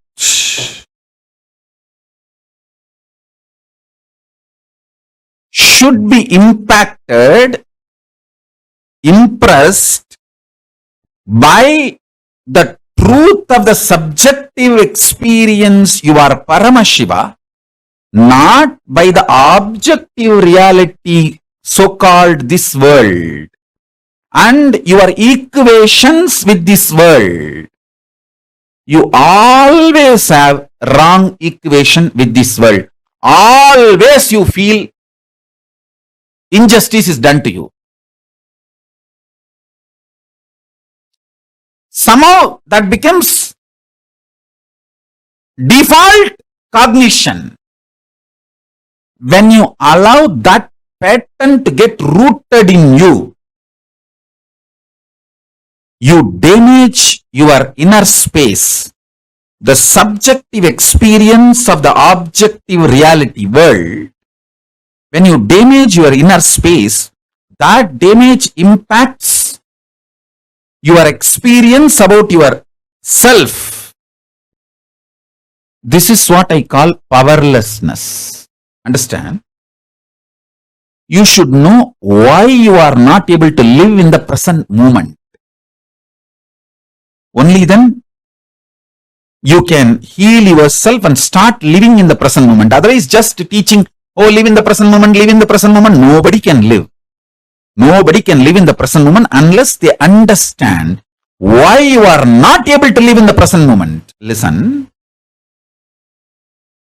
If you feel so much injustice is done to you and feel anxiety, panic attack, your subjective experience about the object world is impacted by the world, others, outsiders, everyone. And if you feel so much of injustice is done, panic attack, anxiety, all that, be very clear, you cannot live in the present moment and you are going to literally commit spiritual suicide if you make decisions from that space. You are only going to destroy yourself more and more through any decisions you make from that space. First thing, stop making decisions from the pain, frustration, anger, violence, powerlessness of the subjective experience about the objective reality. Listen to that. Listen to this truth. More and more decisions you make out of the painful inner space, deluded inner space, the inner space which is hurt by the outer world, the inner space which you allowed to be hurt by the outer world, with the idea there is injustice done to you, or the subjective reality impacted by the objective reality, the objective world, due to sometimes you blame an individual person, or sometimes you blame a situation, sometimes you blame the ecosystem, sometimes you blame the whole world. Whoever you may find, blame or not blame, sometimes you will even blame yourself. Even that is wrong. Blaming yourself is not something cute. No.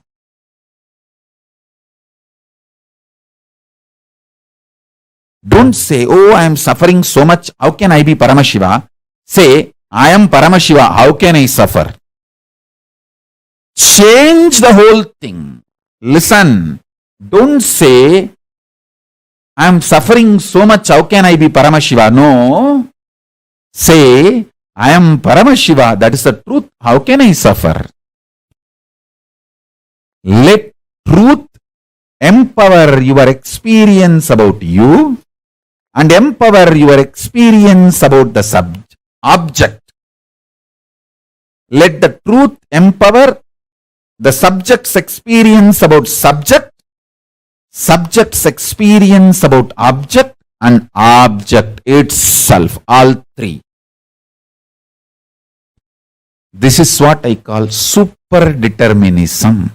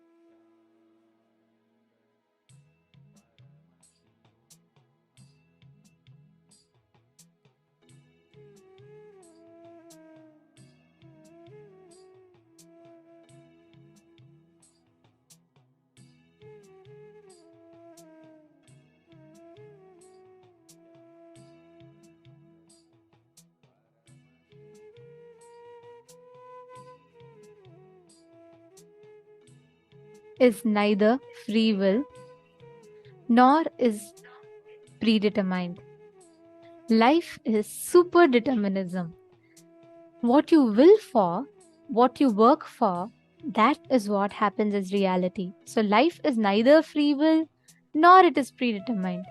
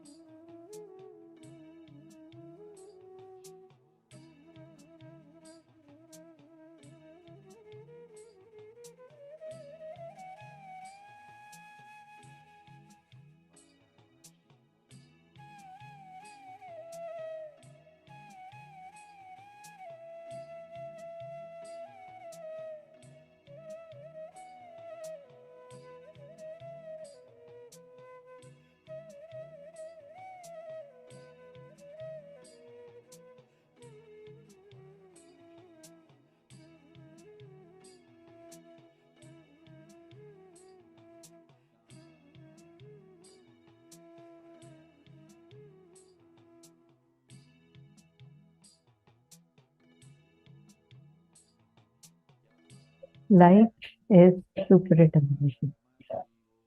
Such a powerful revelation Swamiji had given to us. Swamiji explained to us about why life is neither evil nor predestined.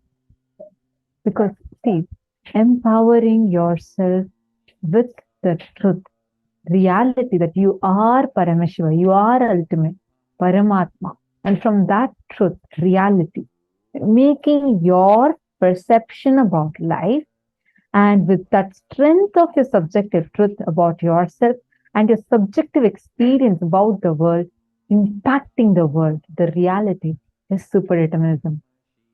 It's such a powerful line that Swamiji just gave us. It's such a powerful one. Take a few minutes to contemplate on this.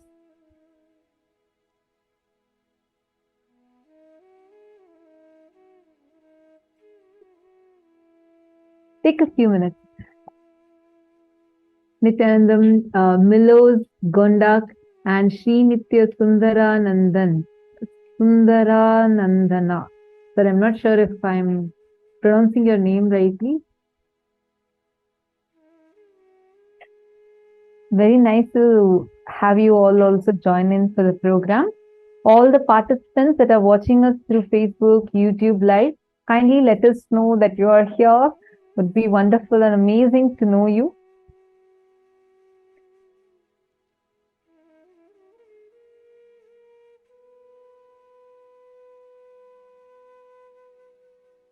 Understand, I just wanted to share an experience related to this.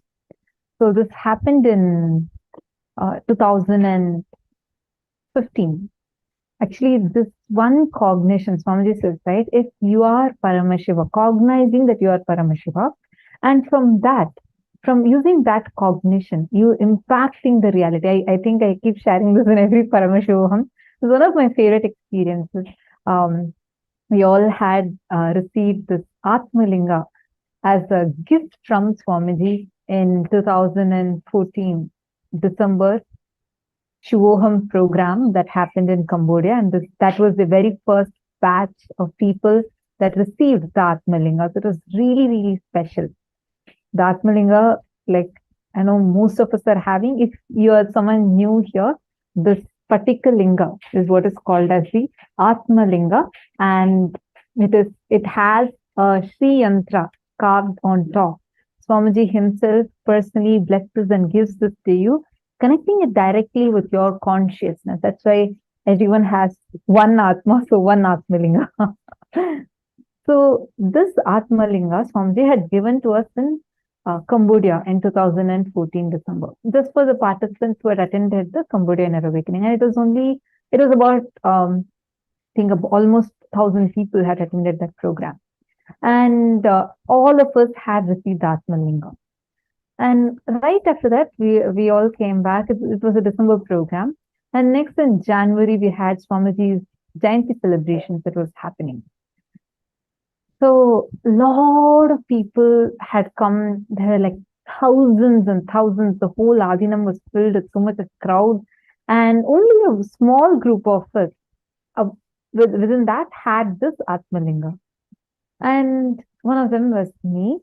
And I had my Atmalinga with me. We had this procession, like during festivals, the Adinam is just so grand. Like everywhere you see, there's like people from all kinds of places and backgrounds, and everyone together celebrating Swamiji's Jayanti. And it's a lot of celebration that happens.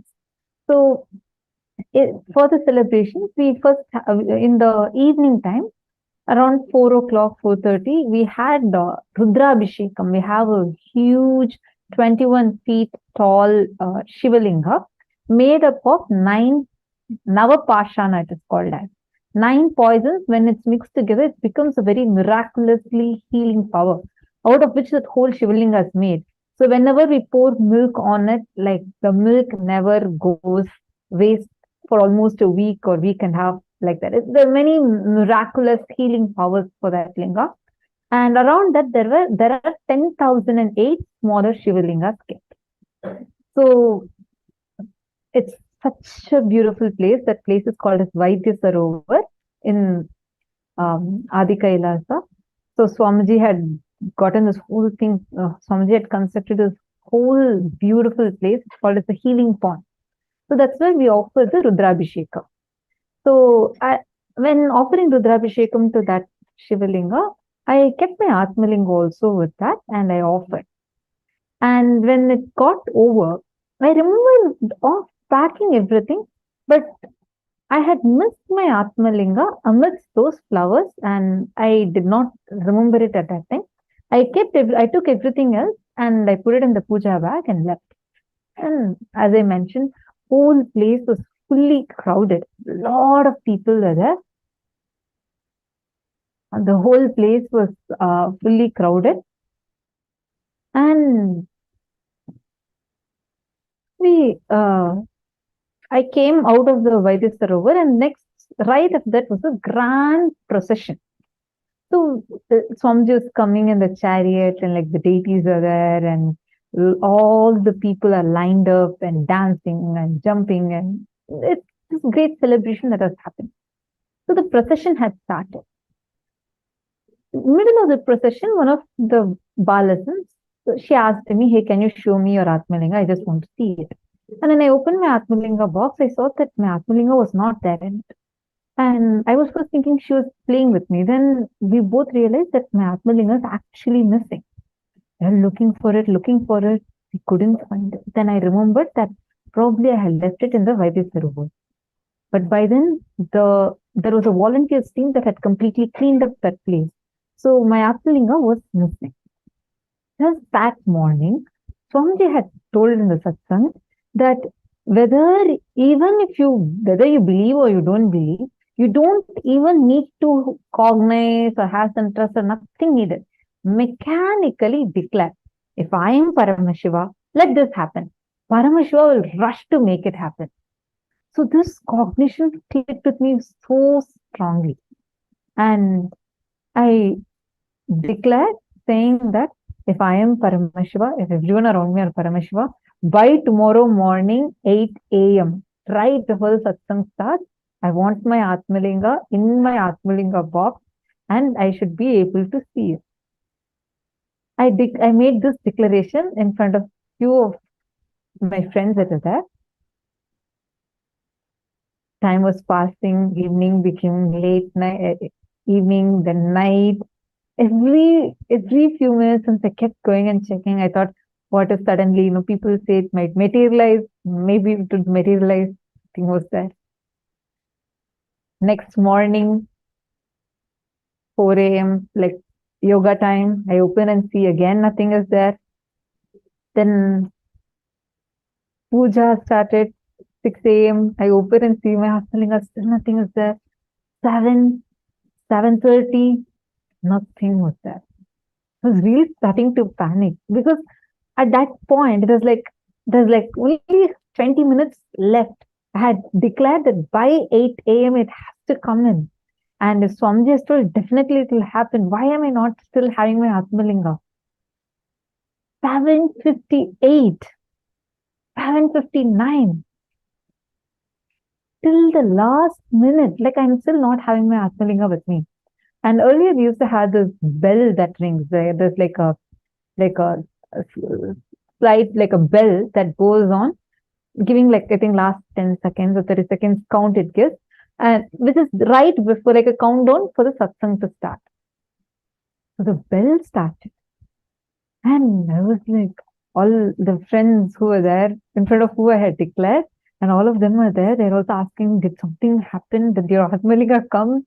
And I was like, no, nothing has come. I was like, just praying to Swamiji, holding my mala and praying to Swamiji and like, where is my Atmalinga? All of a sudden, someone came and tapped my shoulder. I turned and saw there's a lady and she came and she held an Atmalinga and told, Ma, is this your Atmalinga? I was shocked. I didn't know who she was. She doesn't know me. And there's like so much of crowd. I took the Atmalinga, I checked, it was mine, the same sandalwood paste that I had applied, everything was there. I asked her, how are you coming and giving this to me? Who told you that this is my Atmalinga? She said that she found it in the Vaidya Sarovar, and she thought that because she heard that many people in Cambodia had gotten it. So she was praying to Swamiji that she also wants to receive an Atmalinga.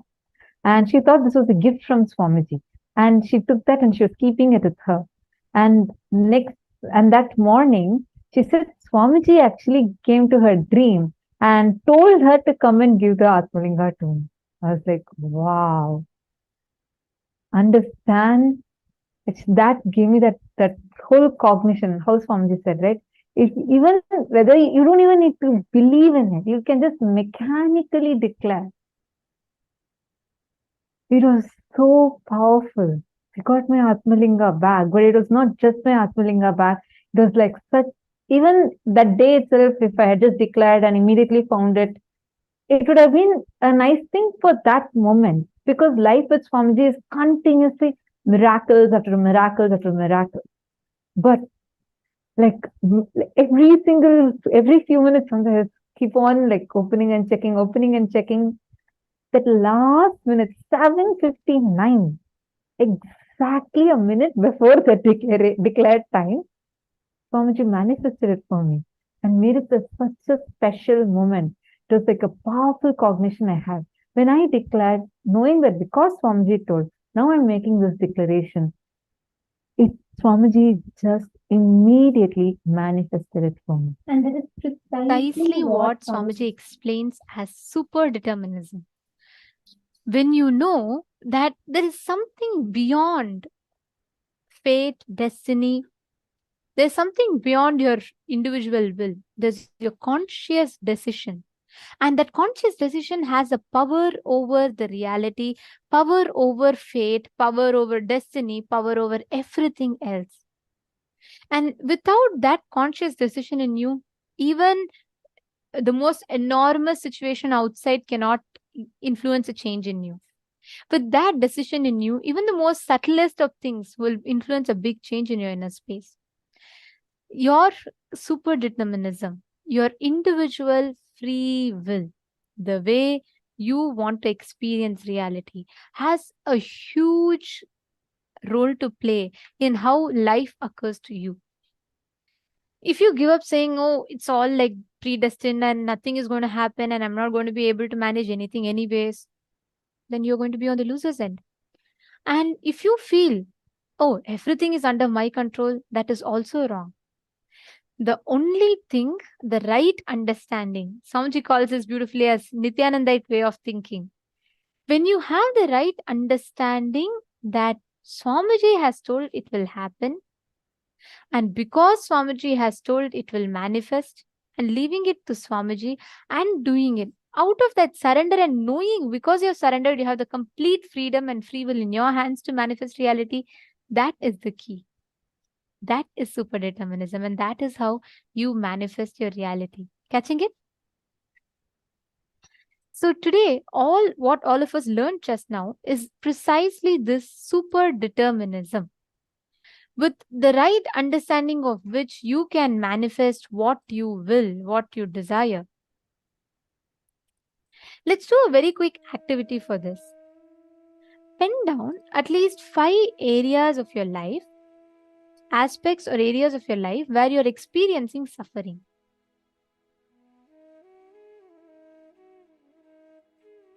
Where you feel like you're really experiencing suffering, you don't know, you feel like everything is predestined and you don't know the solution out of it.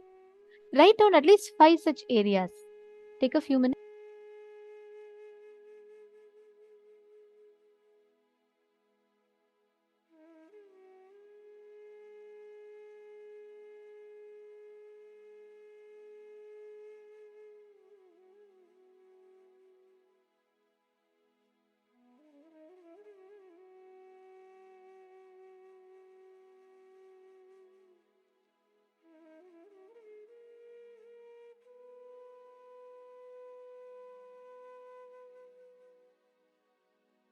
If any of you want to share,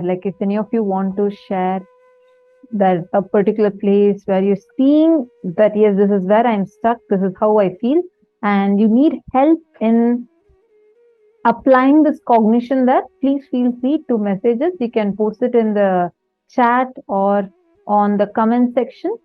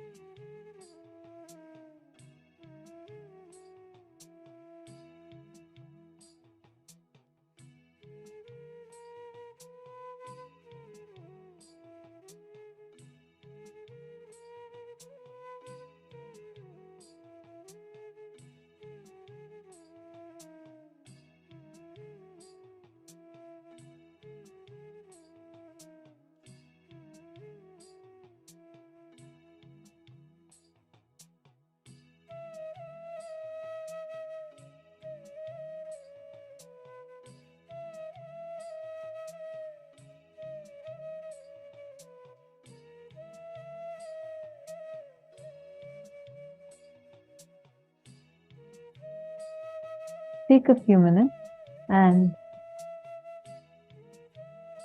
look in from this new cognition. Look back at what you've written down. See each aspect one by one and see what is the real cause of the suffering.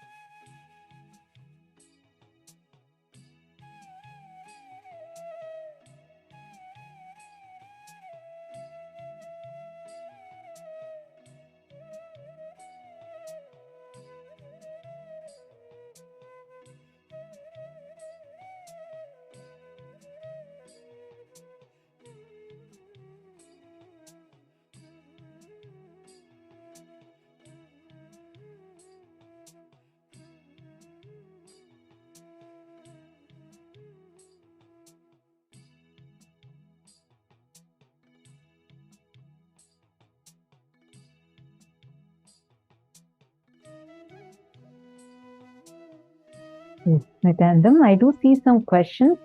I'm just going to be helping all of you understand how you can apply this in the situations that you have mentioned. Okay. Starting with Ma Virupaksha. I'm stuck in power manifesting and manifesting anything I want. Okay. Now, Ma Virupaksha, what exactly is the cognition that you are struggling with in that?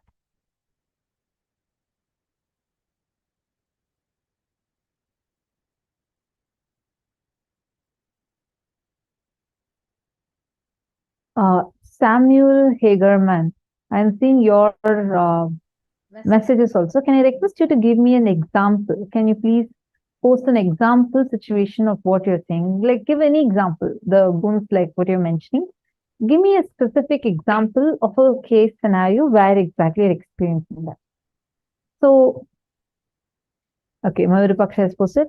I guess it's because I don't believe that I can do it. See, super-determinism is not about your belief over here. It is about the cognition, the subjective reality that you experience inside of you, who you cognize you are, and from that cognition, how you cognize about life and your subjective reality of life and impacting the reality externally is super-determinism. From the cognition that you are Paramashiva, anything that you make as a declaration, decide and manifest it. Simple things it can be, even as simple as, okay, I want a traffic signal light to change, and you declare and have it changed to something really powerful, something really huge. So first and foremost, Ma Virupaksha, take any situation where you felt like you really wanted to do it, but you couldn't do it. Take a scenario of that, like what you mentioned, something that you really wanted to manifest. See, don't start with power manifestation, because power manifestation needs you to start with that will persistence. So first start with something where you are seeing like you really created a space for something. It did not work out. It did not go the way you wanted. Let's start with that so that you can take that example and you can directly apply it to power manifestation. You're understanding now, Ma Virupaksha? Now, first step. Listen carefully. First step. You're going to take that situation. Let us say that you really wanted to build a house. Give me an example. And you tried getting. You're saying, no, I never want to build a house. You put an example. I'm just giving you an example. Okay, manifesting money right away. You're given an example. I'll give you an example of that. She's telling me, no, don't give me any other example. I want only this. Okay, sure. So now, manifesting money that right away you want. What's the obstacle that you're facing with manifesting money? Give me an example, like a situation that, look, this is what I wanted and I couldn't manifest here. I tried this, but I couldn't manifest. Can you put like that? So let's see more and more details in your put. You yourself will be able to identify the thought current from which this is happening. Go ahead and put it.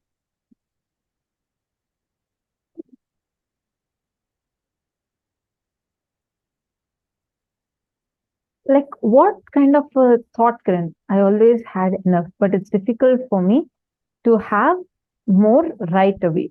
Okay. Now, look in the moment you say, I want to have more money. Like I want more money right now. Like I need it like tomorrow, or I need it today evening. Let's say you have like that kind of a cognition. At the same time, what is the cognition from which you're cognizing that? What is the cognition you carry about you when you are having that desire? Look into that first. What is it that you're carrying? Do you feel that this is Ma Virupaksha who's already having money, but I still want more? Do you have that kind of a conflict inside you? Or do you feel like I have tried many times, I really want to try it out, but I'm still not too sure? What kind of cognition are you seeing that where you even start to have this desire from?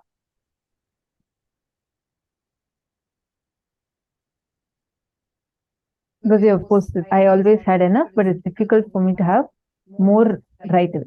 Okay, I never thought I was rich. I only wanted to have enough, but no more. Okay. Now, do you see there's a conflict between this sentence and the previous sentence that you have posted? The first sentence says, I always had enough, but it's difficult for me to have more right away, more money right away. Right below that you're saying, I never thought I was rich. I only wanted to have enough, but no more. Now, there is a conflict within these two desires, but let's come to this also later. What is the cognition that Ma Virupaksha had for when this desire is starting? What is the cognition you carry about you and the cognition that you carry about life when you're carrying this desire? I'll give you an example. Let's say you're feeling that, okay, I really need this money right now. Money is a struggle. I need to work for it. I don't have enough resources, but I really want to have more money. And you feel that money will come only when you struggle for it, or only when you have some resources available for it. Some kind of a cognition that you're carrying. Look into that. Take a moment and look into the cognition that you're carrying. Write that down. Look into the cognition and pen that down. See, And understand What is superdeterminism? You, inside of you, sit as Paramashiva. Cognize that you are Paramashiva, and because you are Paramashiva, and everything around you is also different manifestations of Paramashiva. From the powerful cognition that you are Paramashiva, cognize your life, the cognition about money, the cognition about life. Change it to what you will be having when you cognize yourself as Paramashiva. And from that cognition, declare, I am Paramashiva, and let me have money by this time, by this much amount, by this time. Declare it, you will have it. See, I even see you showing two big thumbs up. There is just one last thing I want to tell you. When you are creating the space, if again you're getting self-doubt, self-hatred, some past pain creeping and coming into you, two ways. One, you can sit, do the completion for it, or declare. Swamiji has told, no question for me to even encourage this. I am going to sit as Paramashiva because much more than me, my Guru knows me. My Guru has declared that I am Paramashiva. With that strength, with that powerfulness, with that powerful cognition, I am sitting and I am declaring that I am Paramashiva. This is the way I experience the world. This is the way I experience reality. I am declaring as Paramashiva, let this happen. By 6 p.m., let my bank have $1 million. You will have. Understand that is the power of superdeterminism. Actually, this is what is the thing. Even my Diana's pillar, even you have posted a question, right? Based on your past experience. See, there's a very beautiful example Swamiji gives.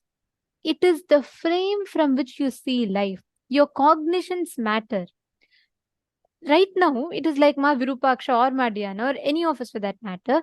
We all carry a different frame. It's like if I'm going to pick up a glass that is purple tinted, and I'm going to put that glass on me, whether I see a white wall or whether I see a red rose or a pink curtain, I am going to see everything with a shade of purple on that. Am I right? I'm not going to see white as plain white. I'm going to see white with a shade of purple on it. Correct? Same way, Ma Virupaksha or Ma Diana, when you both are making that statement about your past attempts and not succeeding, every time you utter that, you already have a certain incompletion notion attached to that incident. So what happens? Naturally, when you are making a decision, if I am wearing a purple color glass, whether I see you or whether I see Ma Katyayani or whether I see Ma Virupaksha, anyone, all of you are going to look purple for me. I cannot say, oh, I'm seeing 3 different people, everyone is looking purple. It is not the problem with the people. It is not problem with the outside. It's the problem with the incompletion based on which you operate. There's a very funny joke that Swamiji will say. Swamiji says that one man goes to a doctor, okay, ortho, and what happens is, he says, doctor, I have been suffering. My full body is fractured and, I'm in severe pain and I don't know what to do. I'm a very complicated case. He goes on telling. So doctor tells, relax, what happens? So the man says, see, I put my finger here. Ouch, it hurts. I put my finger here. Ouch, it hurts. So he puts every part and he says, it's hurting, it's hurting, it's hurting. So he says, look, my whole body is paining. Then finally the doctor sees, writes a prescription and gives him, says that your finger is fractured. Naturally, with a fractured finger, every part he touches, it is going to pain. It is his finger that is paining. Same way, with the cognition inside of you, any hangover of the past inside you that you carry is going to keep impacting every situation you see. Whether I'm seeing Ma Dana Caesar with a purple glass, or I'm seeing Ma Prithvi Prasad with a purple glass, or whether I'm seeing Ma Dana with a purple glass, every one of you are going to appear purple for me because the glass is purple. But what Ma Virupaksha or Ma Diana's pillar, you both are trying to change outside. It is not about the manifestation not happening. It is about the glass with which you are seeing. You need to remove the glass. Beating up yourself is not the solution, or trying to change outside is not the solution. how many ever times you paint a rose red and say it is not still red is because of the glass, not because of the rose, right? So you need to remove that glass of incompletion that you are carrying. You need to remove that glass, that layer, that cognition that you are carrying inside. And you need to see the reality as reality. That is what Swamiji explains as completion. Swamiji told in this session a very important statement. Swamiji said, neither free will, it is neither that life is completely under your control. You should not think, even if you think life is completely my manifestation, it is wrong. Nor it is predetermined. Even if you think, oh, life is completely with Paramashiva, I cannot do anything, it is completely gone, whatever is happening, both are wrong. Having the right cognition that Paramashiva is manifesting through you to create life as per your individual will is superdeterminism. Life is happening because of Paramashiva's grace. His grace is your will. And that will is what is manifesting as reality is superdeterminism. With that, you cannot entertain incompletion. Ma Virupaksha, you judging your present life based on your past 50 failures is again, you are saying life is predestined. Whatever I try, it's not happening. There's an amount of fate that is involved. So the solution here is not to change the reality, not to change you. It is to change the cognitions. Drop the incompletion and upgrade your cognitions. Catching it? Are all of you understanding? And I just also wanted to add, Samuel Hagerman has posted. Okay, you posted saying that how Swamiji has granted you many boons, and you feel like sometimes when it is not manifesting yet for you, you're afraid that is it will arrogance, is it Guru Droha? I don't want to commit Guru Droha. First thing, relax. No, it is not. Inside of you, as long as you keep your simple integrity to Guru alive, it is not Guru Droha. Don't even get afraid like that. Second, understand when Swamiji has blessed you, it will no matter what, it will happen. It will definitely happen. When you're saying that how Swamiji has burnt all that negativity inside of you, and after that, if you're having any struggle, you're now going back to doubting that. No, that's exactly what Swamiji explained in the satsang. What did Swamiji say? Don't go back and say, oh God, look, all suffering is there, then how can I be Paramashiva? No. Instead say, I am Paramashiva. When I am Paramashiva, how can Paramashiva suffer? Let me not have any suffering. Carry that as your cognition. Same way, when Swamiji has already blessed you, saying that he has burnt your STHT, any other doubt even raised, tell it clearly. You have no place in me. My Guru has blessed me. Paramashiva himself has blessed me. This SDHD cannot have a place in me. And I declare that with all my intensity and integrity. Just say that. You don't know just the power of that one thought, that one declaration. Suddenly you will see it will just lose its power over you. Actually, one incident happened. There was this one lady who had severe back problem, and every day she kept coming and receiving healing from Swamiji, and it will get healed. The back pain will completely get healed.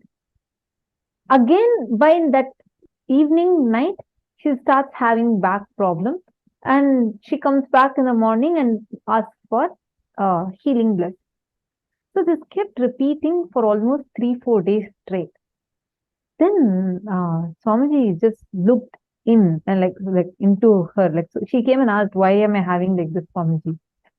Swamiji told her, Swamiji asked her, what is that life negative pattern, life negative cognition that she goes on cherishing inside? Swamiji said, every time that Swamiji's blessing, actually the whole her very biomemory listens, and the whole spine is getting aligned back, and the back gets completely healed. But because of some self-destructive thoughts she again newly generates, the disease comes back to her because she's newly creating it. Are you understanding? Here you have an option. You can use Swamiji has blessed me. That's the boon I have. With that, I powerfully declare, this cannot have power over me. It will really drop. That is your power of superdeterminism. Are you understanding? You will see how Swamiji has blessed you. But you also have a freedom to say no. That is why we have any of the incompletions or struggles that we face. Because after Swamiji said that Tathastu, now let you have this. If you have a cognition saying that, oh God, I may not be able to manifest this, I'm not able to manifest that. And if you send a message of no, then Swamiji cannot do anything because you are telling a clear no. The individual free will is respected by the cosmos. So in your free will, individual free will, you need to decide and declare. You understanding? Now comes the next important subject. Once you have that free will, right? Once you decide with superdeterminism, another problem that many of us face in terms of executing something is the lack of motivation. Actually, when Swamiji hates the word motivation, because if something from outside motivates you today, that same thing from outside can make you stop being motivated. Motivation is a very temporary feeling that one has. So all the so-called motivational videos, everything, watch it. It'll only give you a temporary feeling to do. After that, again it drops because anything from outside is exhaustible, ephemeral. Only thing eternal is consciousness.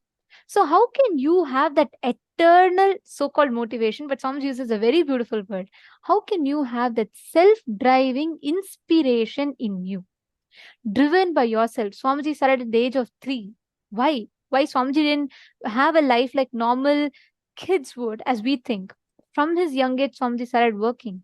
But the moment we say that, right, we all have visualization. Oh, so much of struggle, so much of suffering. With that, you have to do. But Swamiji redefined it completely. The most blissful, joyful. If you see, when you're around Swamiji, right, that's the thing I always love. If you're around Swamiji, you will not even feel like you're working. You will feel like, Swamiji is making some jokes, something was happening. When did all this work happen? We'll have no idea. Because that ego will not be playing in between. Actually, you all should listen to this session. It's a very, very beautiful session. Swamiji talks about self-driving inspiration. Just listen to this. And this is a very important session to prepare us for the darshan today. So let us all listen to this session.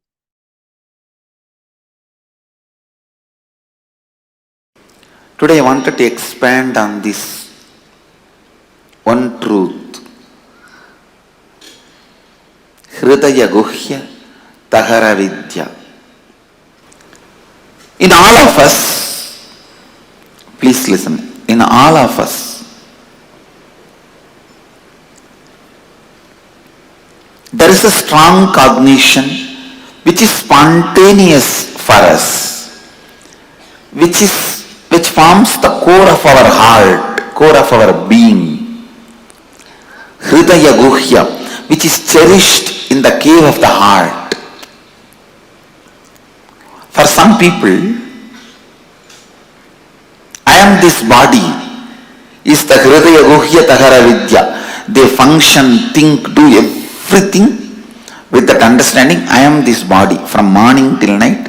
Painting and cleaning externally and internally takes the whole day. Internal washing, cleaning, filling, external washing, cleaning, painting takes whole day. Even the little remaining time they have, they will be working to get all this. Understand? All of us have Hridaya Guhya Tahara Vidya. In our heart cave, a natural understanding, a spontaneous flow of knowledge Some people think mind, name and fame, the reward, joy. Joy which comes when others praise you. That is you. If that becomes your hridaya guhya tahara vidya, the spontaneous knowledge about life, then whole life you run behind that stupid Nobel Prize. And finally you get rejected and dejected, and you go on teaching how to live to people. You need to understand what actually your hridaya guhya, in the heart cave, you think as your spontaneous cognition about inner image, outer image, life image and others image. Spontaneously what do you think? Understand? Spontaneously what you understand. Spontaneously what you carry. I wanted every one of you to know, spontaneously what you carry is what you brought from the past birth. That is what you brought from the past birth. My hridaya vidya, hridaya guhya tahara vidya, the spontaneous cognition, knowledge I brought in my heart cave is completely aligned to all these four images. Completely aligned to all these four images. Aligned to all these four images. Listen. Completely aligned to all these four images. I may want to repeat this again and again till you listen. Listen. That was my spontaneous flow of life.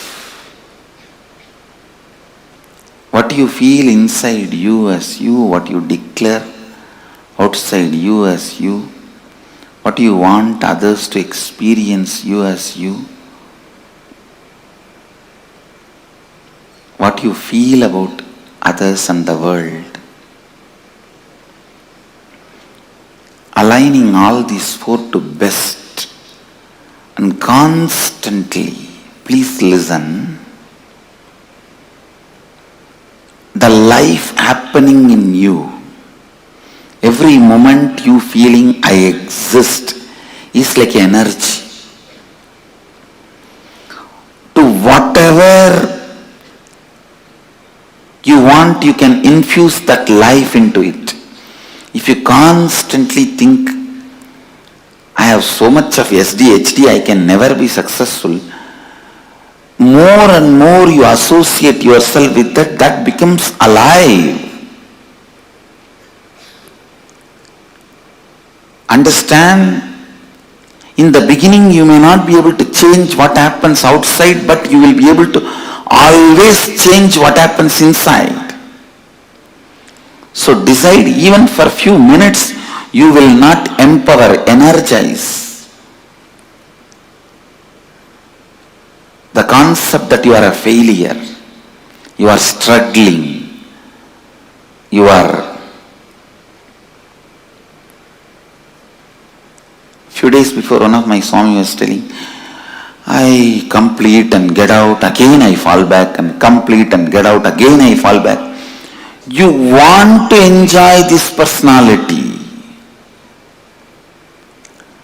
You are enjoying this space. You want to empower this idea of I rise and fall, because you must be enjoying the effort, hard effort you are putting. Understand? Hard work is nothing but ignorance. You don't have intelligence to do the smart work. You are stupid enough not to do the smart work. What you do is called hard work. And if you enjoy hard work, nobody is going to say no, but you are stupid.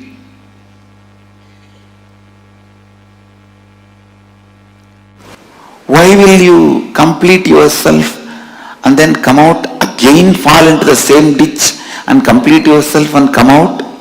Because you empower that cognition. I am struggling, sincere, seeker. Because you set a standard to yourself.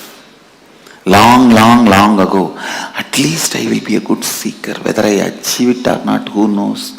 I don't think I can achieve. That and all is not possible for me. But I'll be a good seeker. And maybe that is the way you will try to get others' attention. See, I am struggling and coming out. But stupid thing, nobody is ready to listen to your struggle. Understand? How much ever you try to decorate your struggle, nobody is ready to listen to your struggle unless you win the game. Only when you win the game, your struggles are garlanded, respected, worshipped. Your struggles by itself has no respect. So decide to win the game now. See, every moment your life empowers some cognition. Either, see, all these different cognitions. I am struggling. I can't achieve it. I can achieve it. I have achieved it. All these are just various cognitions, various balloons. You can fill the gas in any balloon. Your life is the gas. You can fill the gas in any balloon. Why do you want to waste your gas into the stupid balloon? I am struggling. Complete it. Get rid of it. I have achieved. Fill the balloon of I have achieved. Then what is the qualifications of achieved? Person who has achieved? Always be aligned. This aligning, I wanted to expand on this little deeper. Morning when you wake up, just ask yourself, an authentic person who lives Advaita, how he will wake up? He will just wake up like Mahadeva and bless the world. How he will shower himself, clean himself gracefully. What he will do next? Whatever I am doing, is it aligned to my identity, which I want to build as my inner image, which I want to show as outer image, the other's image and life image, which I want to take the responsibility for? This aligning, the moment you decide, yes, this action has to be done if I want to have this outer image. After that, no conflict. No question of conflict, no question of contradiction, no question of anything else. No question of conflict, no question of contradiction, no question of anything else. In all of your life, what you want to build, clearly decide now and always align your actions to it. That is what is spiritual practice. In my case, I came with what I want, all these four clearly, and always my actions were aligned to it. That is why I claim born enlightened. understand? The Hridaya Guhya Tahara Vidya was very clear.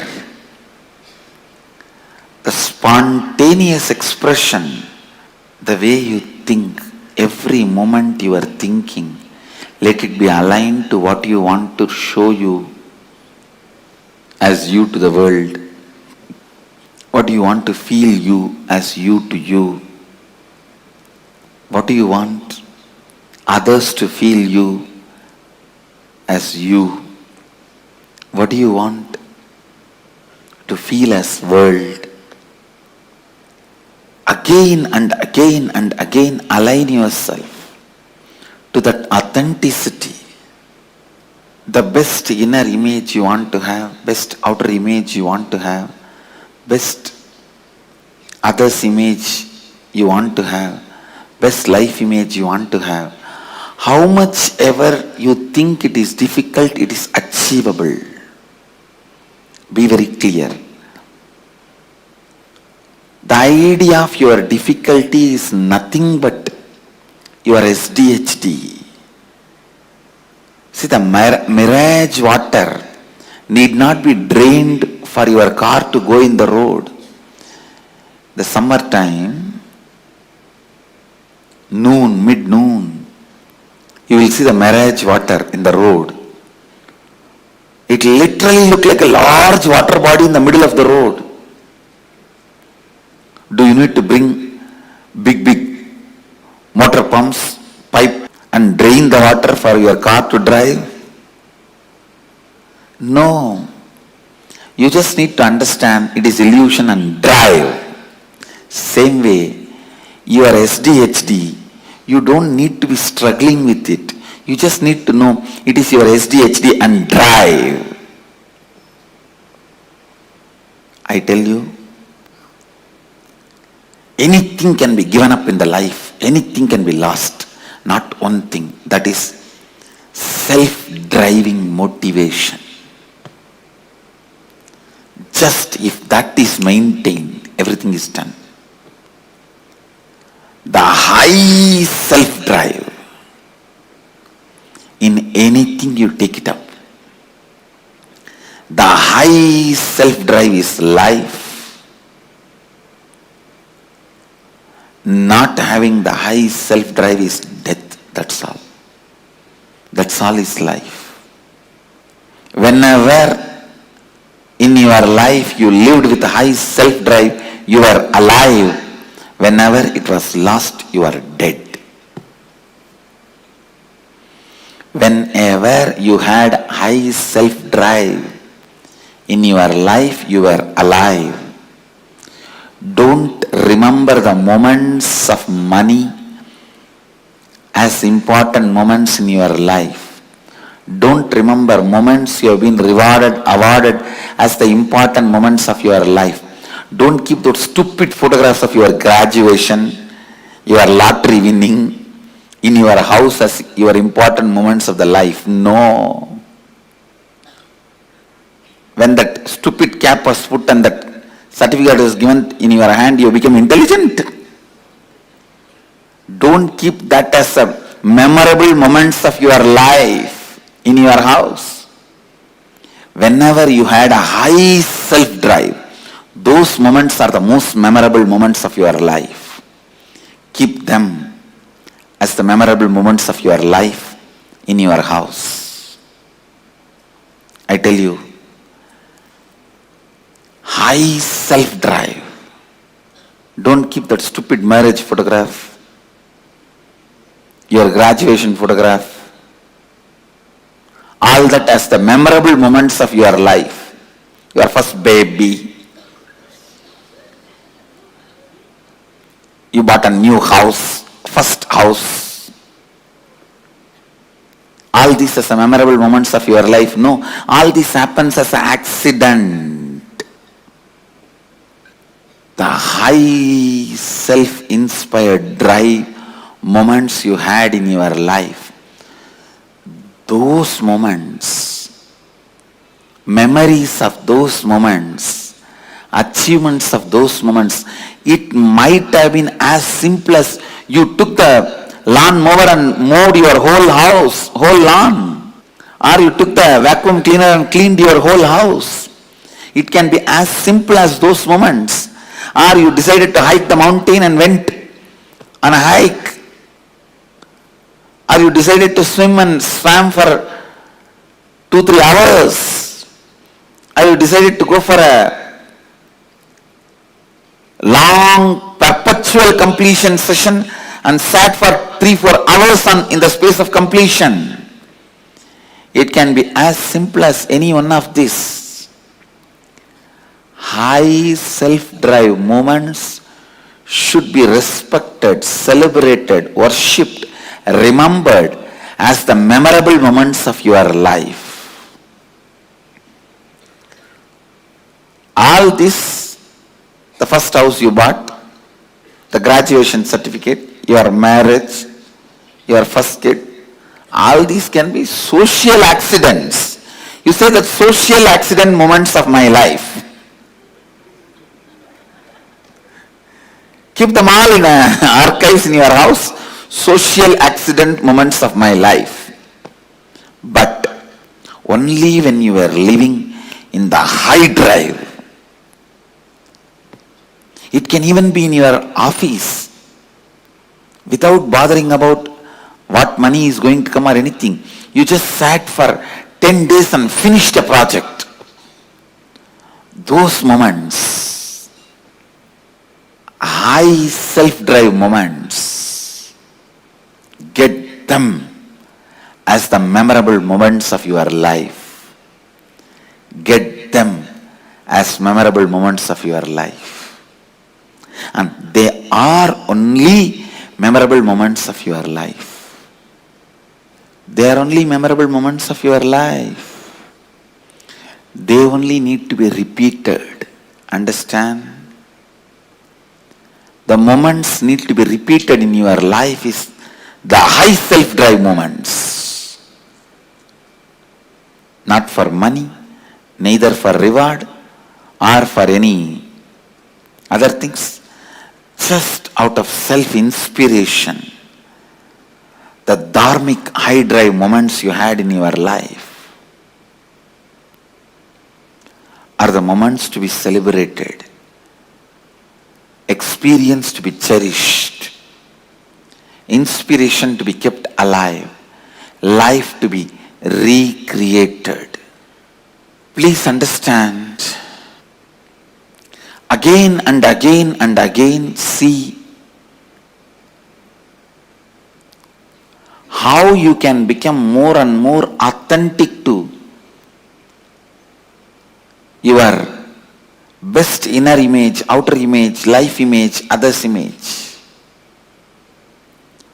Understand, any doubt you have, any idea you have, you cannot achieve that 4 is SDHD. Self-doubt, self-hatred, self-denial. SDHD. Go on completing with those SDHDs. Go on completing with those SDHDs. Let the external situation not create SDHD in you, not encourage SDHD in you. Understand, the external situations should not be creating an SDHD in you. Constantly complete the SDHD and constantly align yourself to the declared identities, to the best identity. That is what I call Advaitic activism. Advaitic activism. This is what exactly I call Advaitic activism. Advaitic activism is my life. Advaitic activism is my message. I expect Advaitic activism to be your life. And Advaitic activism is our collective life. Understand, you need self-drive to complete SDHDs. No one can complete SDHDs for you. No one can complete. That is the only thing even Guru cannot do for you. Everything else Guru can do, and only Guru can do. But completing with SDHD, even Guru cannot do, only you can do it to yourself. That is the freedom you have to live or leave SDHD. Just decide. Living with SDHD feels good or leaving the SDHD feels good. Living with SDHD feels good or leaving the SDHD feels good. Understand? Living with SDHD feels good or leaving the SDHD feels good. Completing with SDHD, only you can do it to yourself. Again and again and again, demanding authenticity from yourself. Again and again and again, asking for authenticity from yourself. I tell you, if you retain your self-driving inspiration, whether you are grihastha or sannyasi, doesn't matter, you will become enlightened. If you lose your self-drive, whether you are a grihastha or a sannyasi, be very clear, you will be a failure. It is SDHD that matters. If you complete SDHD, you achieve it. If you are suffering, struggling with it, your life becomes hell. It is SDHD that decides whether your life is going to have the self-drive, enlightenment or not. SDHD is like a cow dung. If that is dumped, even the diamond will be covered. Even the diamond will lose its shining if just ordinary cow dung is dumped on it. But even if 1,000 years the cow dung was on diamond, the moment you wash the cow dung, diamond will again shine in its original glory. Even if you are suffering, struggling with SDHD for a million years, if you wash the SDHD now, your inner glory will stand up again. Understand? Come to the space of Advaitic activism. Come to the space of Advaitic activism. Come to the space of Advaitic activism. The more and more you align yourself, your declared inner image, best outer image, best others image, best life image, the more and more you tune yourself to that, more and more you become authentic. The more and more you become authentic, the more and more you live enlightenment.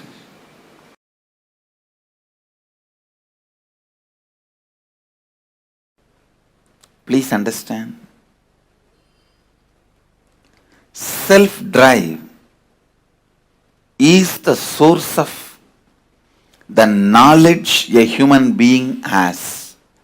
Means that is Saraswati. Knowledge is not number of books you read. Knowledge is not number of concepts you know. The amount of self-drive you have.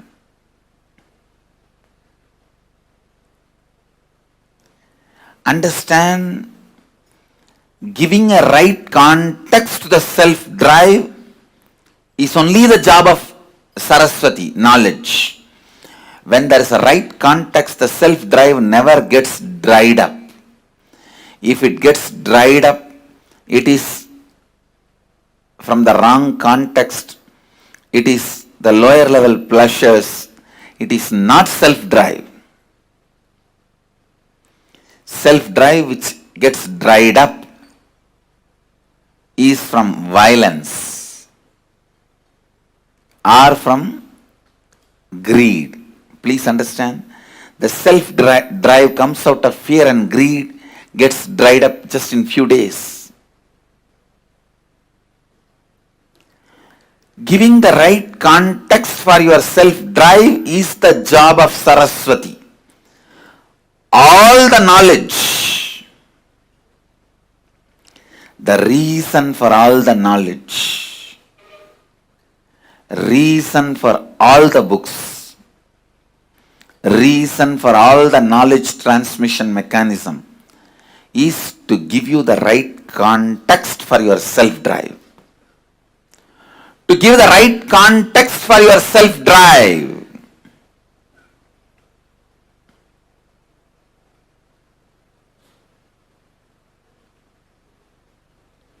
Giving the right context for your self-drive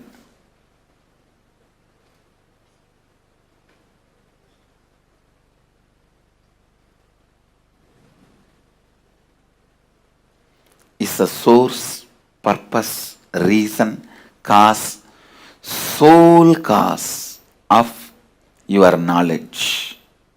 And I tell you, your self-drive is the greatest wealth you can have, which will never be lost, which will come with you for births after births after births. Self-drive is the one and only wealth you can carry from one birth to another birth. Please understand.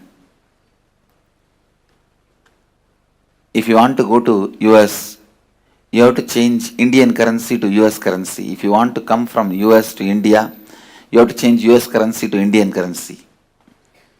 The same currency will not be useful in the other country. Same way, when you leave the body,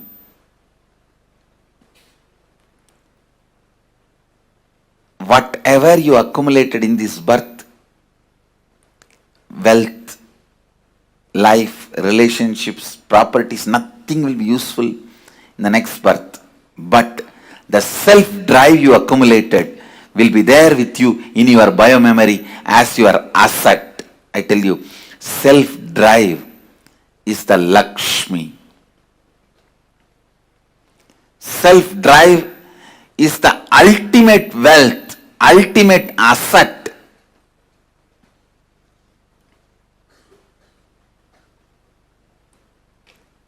Anyone can accumulate, anyone can acquire. Not having self-drive is nothing but deep hatred towards you or towards others, life. I tell you, whoever does not have self-drive has a deep negative pattern about life and others. They are constantly abusing life and others, criticizing life and others, deep incompletion with others and life. I wanted to remind all of you, all tiredness, all boredom is nothing but self-conflicts and self-contradictions.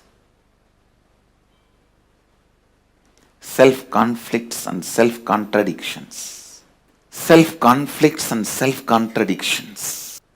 People with self-drive are rewarded by Kala Bhairava with life. People who don't have that are slammed by life, Kala. Understand, self-drive is life. From the right context, self-drive from the right context, self-drive from the right space.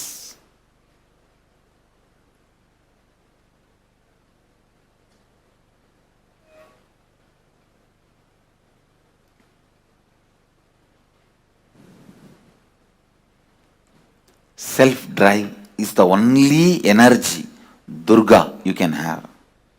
Nothing else is energy. Not your muscle power or your thinking power. All that are not the top energy. Self-drive is the energy of life. Understand? Self-drive is Saraswati. Self-drive is Lakshmi. Self-drive is Durga. Driving yourself constantly, I tell you. Anything stops your self-drive from the right context is incompletion. Immediately complete with it and get rid of it. The verse in Bhagavad Gita, the words of Sri Krishna, Uttared Atmanatmanam Atmanam Avasadayet. This is the exact interpretation I will give.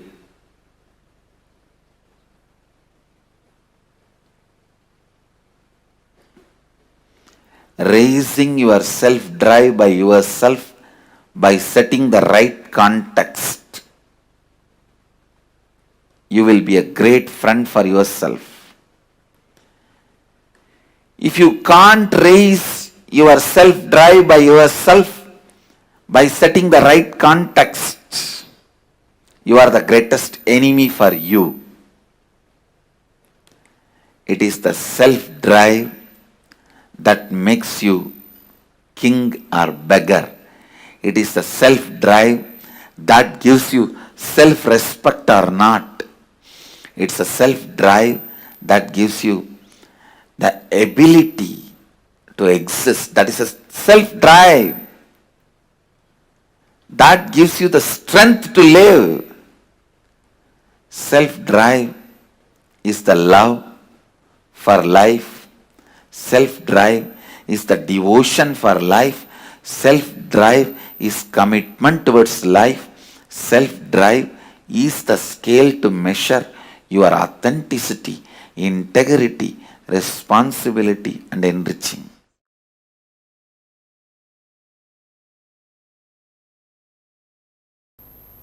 I tell you,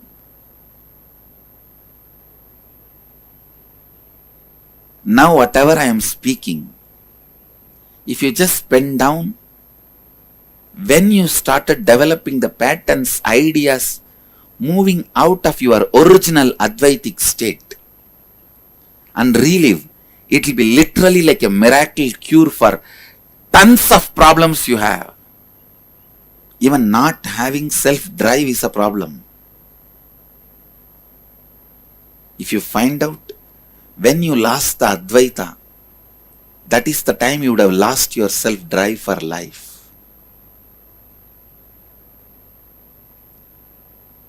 Just do this simple process. First, pen down the ideas, patterns, concepts which makes you feel you are away from your non-dual state. Second, think and pen down when that patterns have started developing in you, how you developed those patterns, those incidents. Third, relive all those incidents. Fourth, relive and complete them. Fifth, start living Advaita, non-dual state of consciousness. That's all.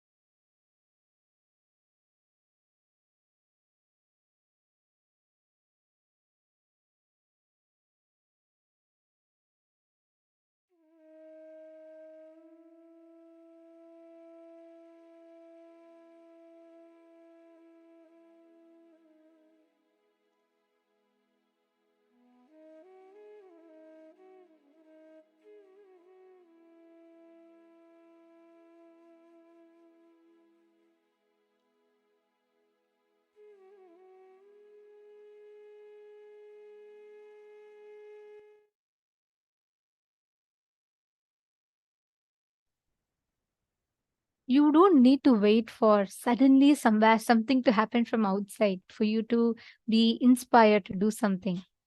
Self-drive, where the source of your inspiration is not something ephemeral, not something from outside, but something eternal, something from inside, which drives you. The cognition, the right powerful cognitions drive you to achieve your goal, achieve what you want to achieve in life. Today, Gangadhara Murti and Ganga Visarjana Murti represent this exact principle of Paramashiva, will persistence. The will power, the will persistence, not the will arrogance. I'd like to start with the same exact words that Swamiji had told, which we had started with from the morning. Ganga breaks Himalayas not because of her power, but by her persistence.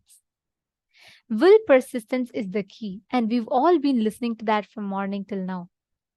And it is time that we receive that will persistence as an experience in our inner space.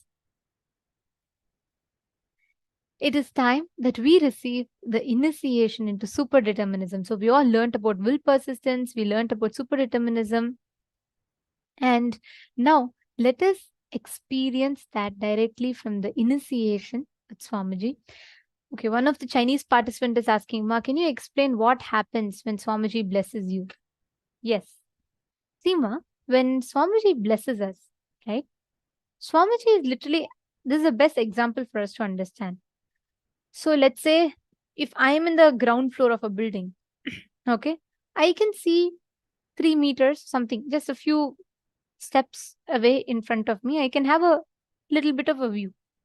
If I go to the 3rd floor, I can have a little bit more extended view. And if I go to the 10th floor of the building, then I'll have a lot more vision, correct? Now, all of us are currently standing on the ground floor. It's like you're standing on the bottom ground floor and you're in the road.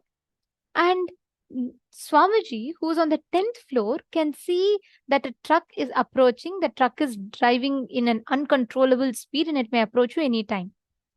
But we who live in the ground floor, most of the times we are in delusion. We think, oh, okay, if let's say Swamiji tells, okay, step out. We are in our delusion, we think, oh, nothing is there. I'm fine. I'm even see last 5 minutes I've been here. I don't see even a trace of any truck. I don't hear anything. But the truck is approaching you. It's not in your purview yet, but it is coming. And all our decisions we make in life are with this limited purview that we have, which is what we call as delusion. And Swamiji, who's on the 10th floor, can have a whole view.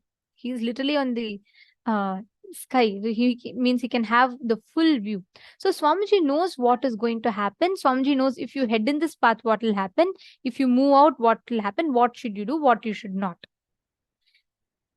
Now, when you get a blessing from Swamiji, Swamiji already sees it happen. Swamiji blesses and makes it happen for you. Like, for example, let's say you ask a boon to Swamiji, Swamiji, I want to be safe. Then Swamiji will bless and tell, okay, now you move to your left.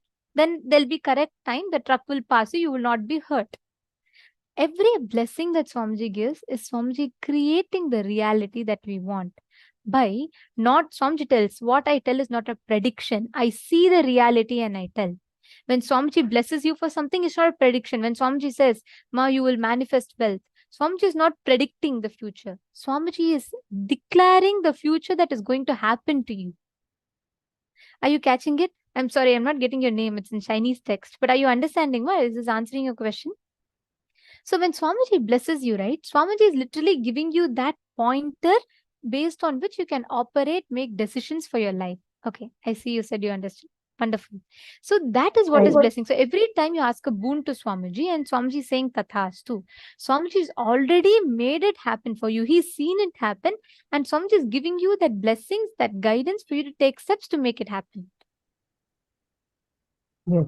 And I just wanted to add to that. We understand whenever Swamiji blesses you, today Swamiji is explaining in the satsang, Swamiji explained about the Hridaya Guhya. And the most innermost core of you, that's something that you cherish the most. It's like you have the air, whichever balloon you want to blow into, the balloon will take that shape. Means you have that feeling, I exist. Wherever you infuse that into whichever balloon, that shape is going to come. Like you infuse that into your life, and let's say you want to have a blissful relationship, then it will manifest. Awakening that Hridaya Guhya of you, giving you the power, giving you the right knowledge, the right decisions that you can make, and empowering you with the power to harness that super determinism in you to impact, decide, and transform your very reality. That is the power of Swamiji's initiation. Right now, like we all saw today, we all were doing the exercise, right? Where we all understood how holding on to our past failures, the pains, the struggles that come from even the memory of our past failure. We are afraid, or even we have almost given up to even take a decision or declare something and say that, okay, I am declaring this, let this become reality. We are afraid of that. We are not even clear. That's what Swamiji explained very powerfully, as how whenever things are happening the way you don't want it, you usually think life is predestined. And sometimes when you are in a high, you feel like, yes, whatever I declare, whatever I want is happening. Then you feel that, okay, life is free will. Neither predestined or free will are complete cognitions, because both of these are based on the situations happening outside. And that impacting your reality, the subjective reality that you carry about yourself and about life.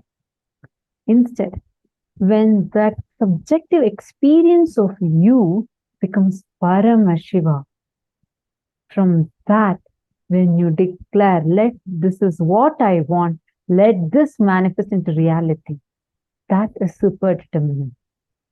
Making that subjective reality, the experience of the subjective reality of yourself and the subjective reality of life and the happenings around you, to the space of Paramashiva, as Paramashiva you experiencing it, making you move from Aham to Paramashivoham, is what Swamiji will be doing during the initiation, where deep inside of you, in your cherished innermost core of you. For example, you're alone, you're probably in the shower, or whenever you're sitting with yourself, when you're being with yourself, how you feel about you in that innermost core of you, making you feel that you are Paramashiva, empowering you with that ultimate powerfulness, is what Swamiji's initiation does for us.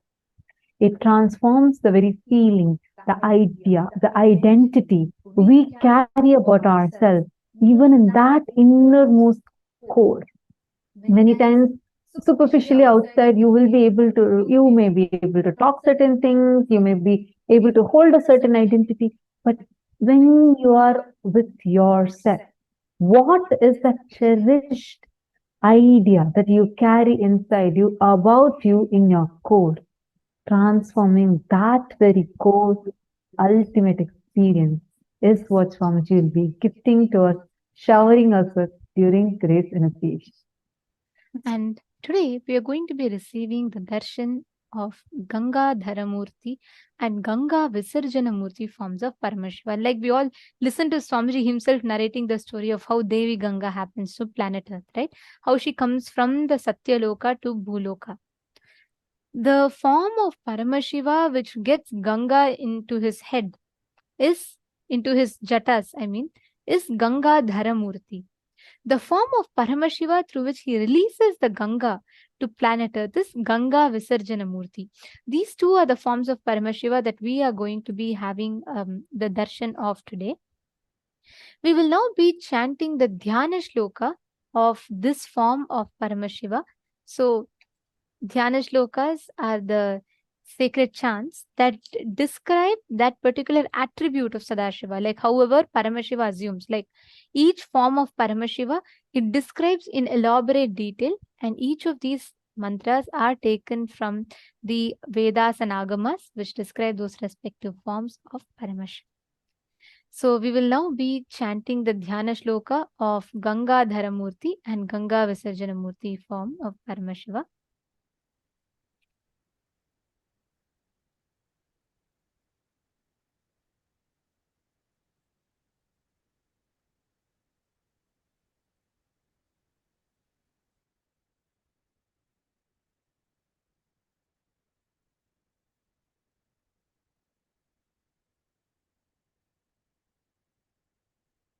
ततो हैमवति ज्येष्ठा सर्वालोकनमस्कृता तदा साति महद्रूपं कृत्वा वेगं च दुस्सहम् आकाशपाददामा शिवे शिवशिरस्युतः अचिन्त्यश्च सा देवी गंगा परमधुर्धरा विश्व्याम्यहं हि पातालं स्त्रोतसागृह्यं शङ्करं तस्यावलेपनं ज्ञात्वा वृद्धस्तु भगवान् हरः तिरोभावयितुं बुद्धिं चक्रे त्रिनयनस्तदा सा तस्मिन् पतिता पुण्या पुण्ये रुद्रस्य मूर्धनि हिमवत्र प्रतिमे राम जटामण्डलगह्वरे सा कञ्चित् मही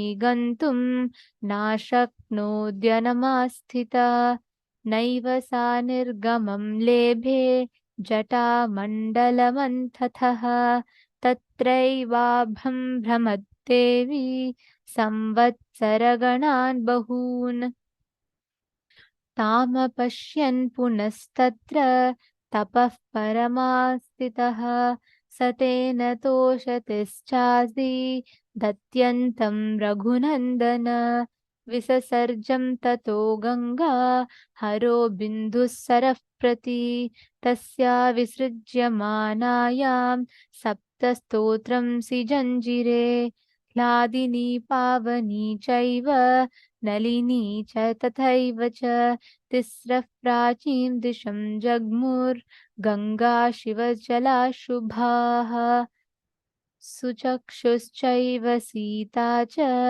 सिन्धुश्चैव महानदी तिस्रस्वेता दिशं जग्मुः प्रतीचिं शुभोदकाः सप्तमी चान्वगता साम्हिं भगीरथं तदा भगीरथपुत्रोऽपि राजर्षि दिव्यं स्यन्दनमास्थितः प्रायादग्रे महातेजा गंगा तं चाप्यनुव्रजत् गंगाच्छङ्करस्थिरशस्तो धरितन्नमागताः व्यसर्पत जलं तत्र तीव्रशब्दः पुरस्कृतम्. The meaning of this verse goes as below. Afterwards, she, who is reverenced by all the worlds, who is the elder daughter of Himavanta, that Ganga, assuming an unendurable form of insupportable rapidity, they say, then plunged from the sky onto the auspicious head of Paramashiva. She, whose extremely unendurable river, that goddess Ganga, even speculated to herself, saying, let me enter into the netherworld, indeed whisking Paramashiva with my streams.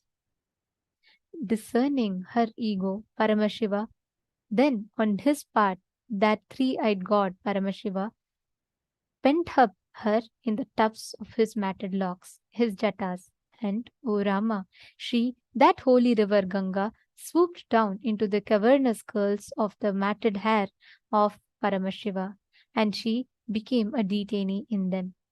Though she strove hard in one way or another to reach earth, that Ganga is rendered incapable, as she could not gain access for an outlet from any edge of the coils of the jatas of Paramashiva, Hence, she is held there in durance while. Devi Ganga whirled round and round in coils of tufts alone for many numbers of years. And when Ganga's liberation from those coils is intangible, Bhagirath again firmed up in a marvelous penance in the matter of her descent to earth. O Rama, the legatee of Raghu, with the aces of Bhagirath, Paramashiva is very much pleased, and thereupon he has released Ganga, aiming at the Bindu lake in Himalayas. While Paramashiva releases Ganga into Bindu lake, 7 streams have emerged out of it. Thus, 3 auspicious Gangas with holy waters have cruised eastward, which are known as Hladini, Pavani, and Nalini. Also, thus Suchakshu, Sita, and the excellent river Sindhu are the other 3 rivers which streamed to the westward direction with their holy waters. Of them, the 7th, Ganga, flowed towards the path of Bhagiratha's chariot, and that great resplendent and kingly sage Bhagiratha, sitting in a divine chariot, moved ahead, and even Ganga followed him. Thus, Ganga came from heaven onto Shankara's head, and from there onto the earth. And there, on earth, waters advanced with a tumultuous sound, advancing them. Thus is the happening of Ganga, the very form of Paramashiva, through which he receives Ganga on his head and releases Ganga for humanity.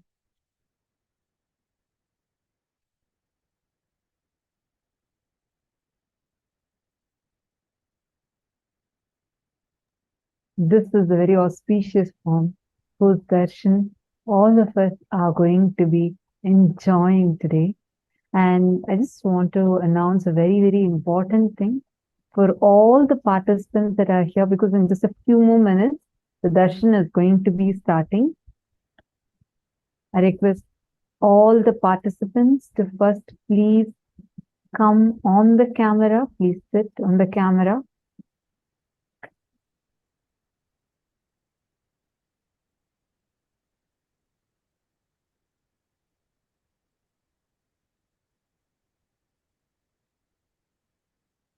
Understand, during the darshan, Swamiji himself will be personally blessing all of our messages. Whatever boons, prayers that you have, you can put it in the chat to Swamiji. Please make sure you're putting it in all the platforms. You can put it via Zoom, YouTube, Facebook, WhatsApp, Twitter, and Instagram. Any of these 6 platforms, you can put your request. Through any of these platforms, even Facebook, through these 7 platforms you can put. So, whenever at any of these platforms, Bhagavan's eyes fall on your message, immediately he blesses it and you will see it become reality. One important thing, we are noticing that many of you are putting in only one platform. We humbly request all of you to put it on all these platforms so that you don't miss out on receiving the blessing, because Bhagavan's eyes can fall on any of the platforms at any time. And Swamiji also looks at each screen individually, blessing every single one of the participants sitting on the Zoom rooms. So that is why it's very important for your prayer to not get missed. Swamiji has opened up all these platforms, so all of you can post your prayers and requests for blessings, boons on all these platforms. And the next most important thing, we are noticing that some participants are posting the same message multiple times, especially on the Zoom. We request all of you to post one message only once. Do not type the same message. For example, if you are asking Swamiji, please make me SJP Karta. Just give me an example. Please bless me to become a Sarvanya Pita Karta. You are asking this as a boon.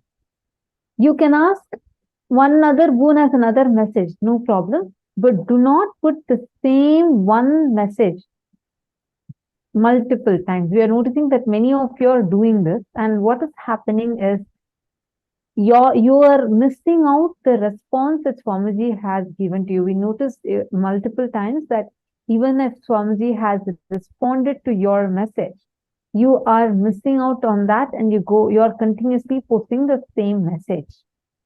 And because of that, it's also affecting the other participants to see the blessings that Swamiji has given to them.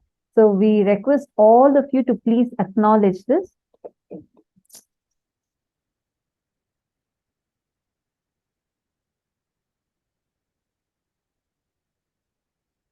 And also, along with that, all the participants that are sitting in the darshan, every time you are posting a message, please be assured that every message is being seen directly by Swamiji and we will be receiving the boons and blessings. So each time you post a message, you would not have to repost it again and again. So let's all be sensitive to that fact, and please make sure that each of you are seeing to it that you're only posting it once. And pertaining to social media, you can post all your questions, messages in all of the social media platforms. Right? You can post it in all of the social media platforms. That should not be a problem. But make sure that you're not posting it more than once in one chat. You'll only be posting it once. You can post any number of boons that you want. You can ask for health, wealth, relationships, any number of boons that you want. But make sure that you're posting it only once. We request all the participants to please take a moment and acknowledge. If you have understood this, please acknowledge it in the chat. We're also going to walk you through what all are the platforms that are available.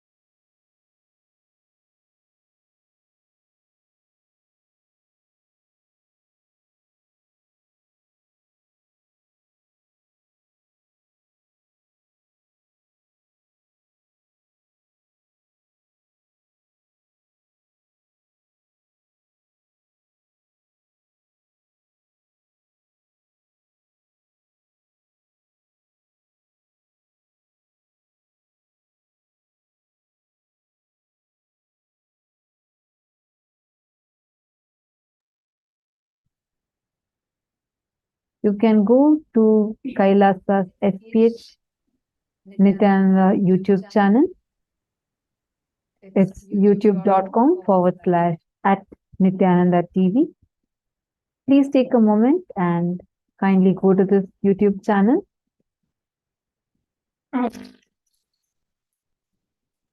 Once you go to the YouTube channel, you will see a live video right on top of the YouTube channel. So please go to the live video. Don't forget to like and subscribe to the YouTube channel and hit the bell icon and go to the live channel, and you can leave your prayers, boons, requests, everything as a comment in the live videos comment section. So you can comment it there and you will be receiving the blessings even there as well. So you all can comment your prayers, boons, blessings, requests, etc. on the live chat of YouTube. And also do share this link and invite your friends, your close ones, near and dear ones to watch the darshan and enjoy it as well. The next is WhatsApp. So yes, Paramashiva is available to you on your WhatsApp as well. So you can head to kailasa.org, our official website, and click to join the WhatsApp community.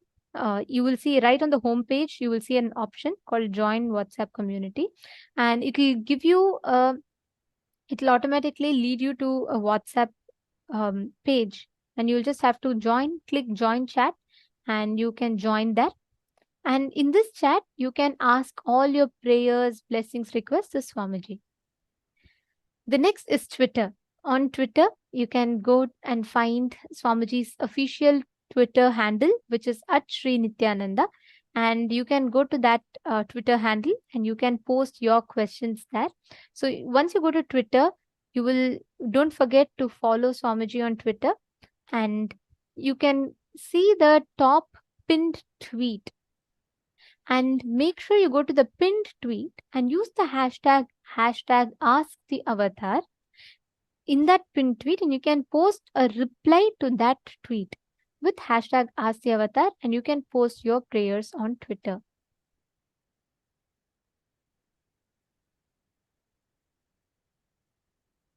We request all the participants to take a few minutes and head to Twitter now.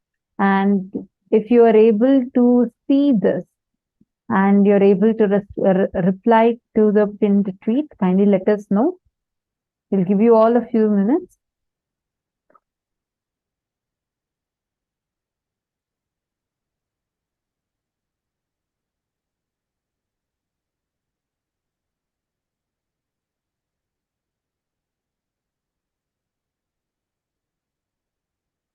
If you have any doubt in this, kindly let us know. Okay. Now, the next platform we're going to be seeing is on Instagram. Kindly head to the Instagram profile, instagram.com/Sri Nithyananda. And this is Swamiji's official Instagram handle. The name would be Kailasa SPH Nithyananda, and the username would be Sri Nithyananda. This is the username. And once you go here, click on the profile picture. You'll actually see a notification saying live. Click on that live button. And in the comment section, you can post your prayers. So these are the platforms through which you can connect to the avatar and ask the avatar your questions, prayers. And the last one is Facebook. Please go to facebook.com/Paramahamsa Nithyananda. The name of the Facebook page is Kailasa SPHJGM Nithyananda Paramashivam Facebook page. Make sure to hit the follow button if you have not yet started following the page, and go to the topmost live video that you see. It'll be shown. This live icon would be there for you. And under this live video, click the comment section and type your prayers, boons that you want to ask Swamiji. And also don't forget to put a like to the video, as well as share this video on your timeline and share it with some of your friends as well, so they can also enjoy the darshan like how you're enjoying. Hope this helps all of you to identify all the platforms so that all of you can ask your prayers in all of these platforms, so your messages do not get missed. And again, I just want to repeat once more to all the participants that are here sitting with us, I request all of you to please acknowledge that you will ask your prayers and boons only once in the chat, meaning you can ask multiple prayers, multiple boons, different messages. You can put how many ever you want, but please do not repeat the same message multiple times, as this affects you because you missed out on seeing the response Swamiji gives to your message, as well as the other participants who are also not able to see the response they got from Swamiji. So I request all of you to please acknowledge this. Many of you have already acknowledged.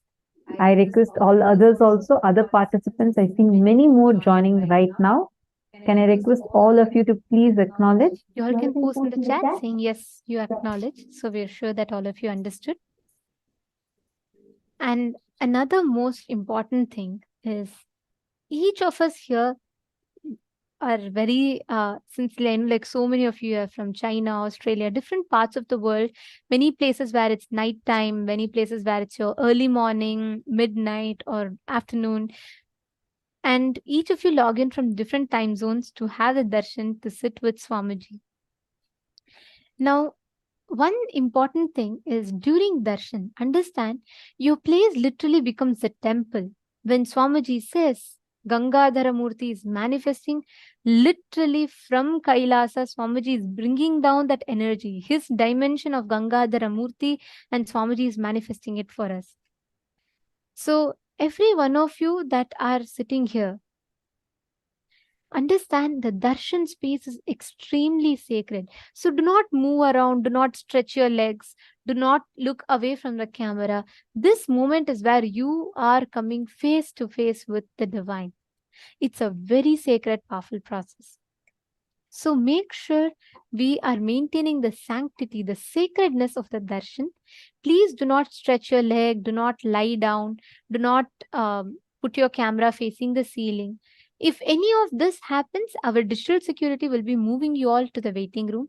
But apart from that, take every step to make sure that you are maintaining that sanctity of the space, sanctity of the darshan. When when Swamiji is blessing you as Gangadhara Murti and Ganga Visarjana Murti, he is literally giving you that energy to manifest your reality.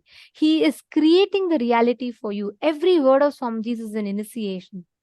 And in this sacred space, every one of us need to make sure that we are maintaining the sanctity, and each of us are receiving the best experience from the darshan. So I request every one of you to please sit straight and settle down in front of the cameras. We're all going to be entering into the darshan. Please sit straight.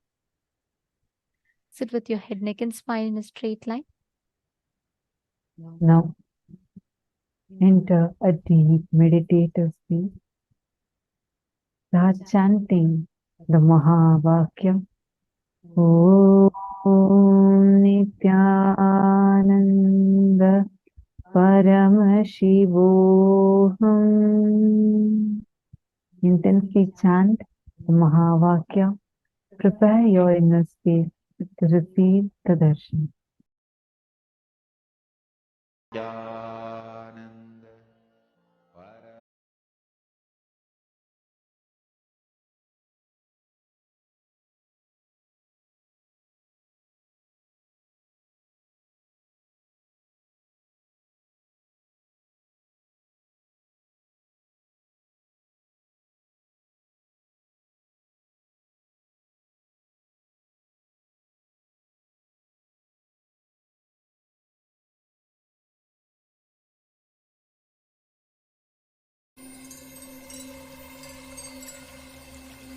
I welcome you all with my love and respect. Let you all open all your three eyes. Om Nithyananda Paramashivoham.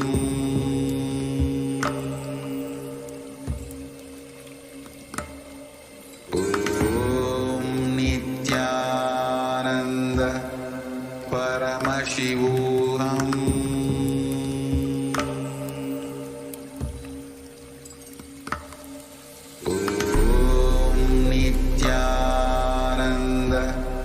Paramashivoham.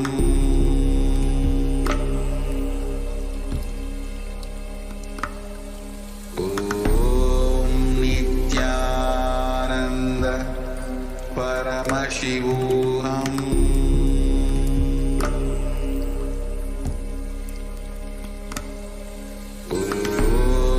Nithyananda Paramashivoham.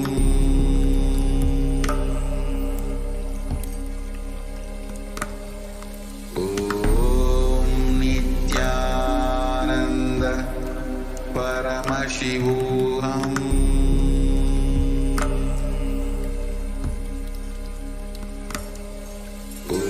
Om Nithyananda Paramashivoham.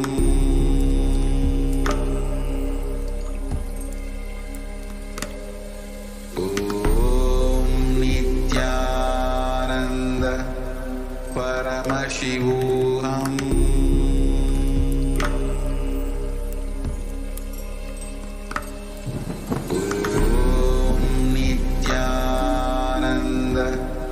Paramashivoham.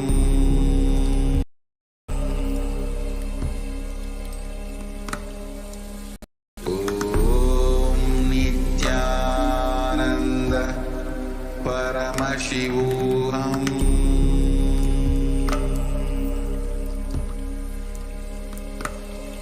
Om Nithyananda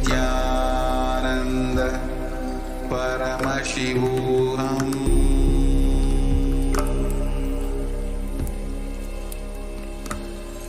Om Nithyananda Paramashivoham.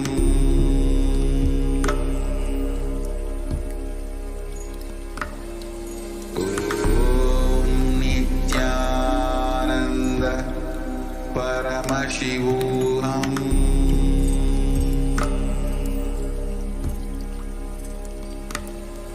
Om Nithyananda Paramashivoham.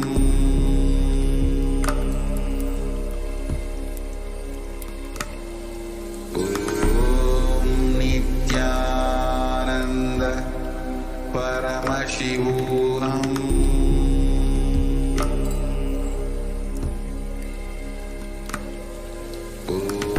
Om Nithyananda Paramashivoham.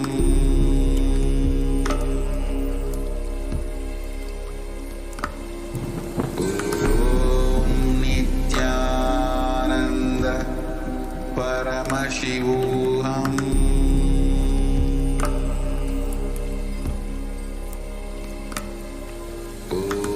Om Nithyananda Paramashivoham.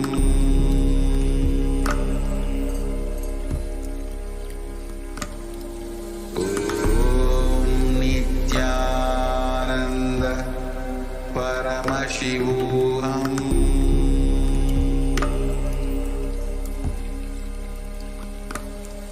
Om Nithyananda Paramashivoham.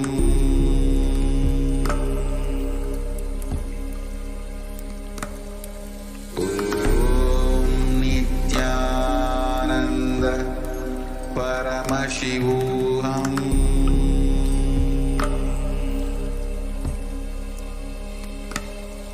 Om Nithyananda Paramashivoham.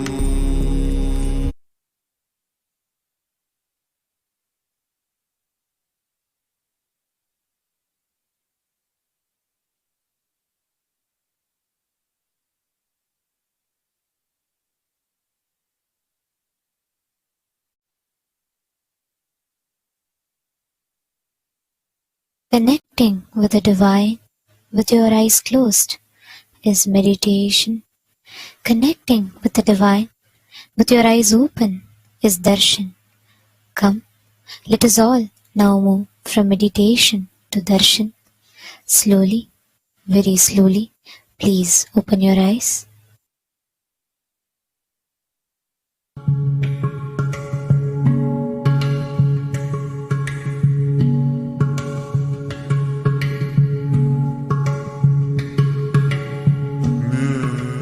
Gangadharamurti. This is the manifestation where Paramashiva receives Ganga from Satya Loka in his jata. Ganga Visarjanamurti. Ganga Visarjana is releasing Ganga to the Bhuloka. Transformer. He receives it and gives to the level which is needed. Largest worshipped single deity on the planet Earth is Ganga. The very context for our coming to planet Earth is for completion. Bhagirath's forefathers were incomplete, and to complete them, Bhagiratha brings Ganga to planet Earth. That's the journey of Ganga Mata. That is exactly should be the journey of each one of us. First, get into the head of Mahadeva, Sahasrara, the space of enlightenment. From there, just flow to the whole world.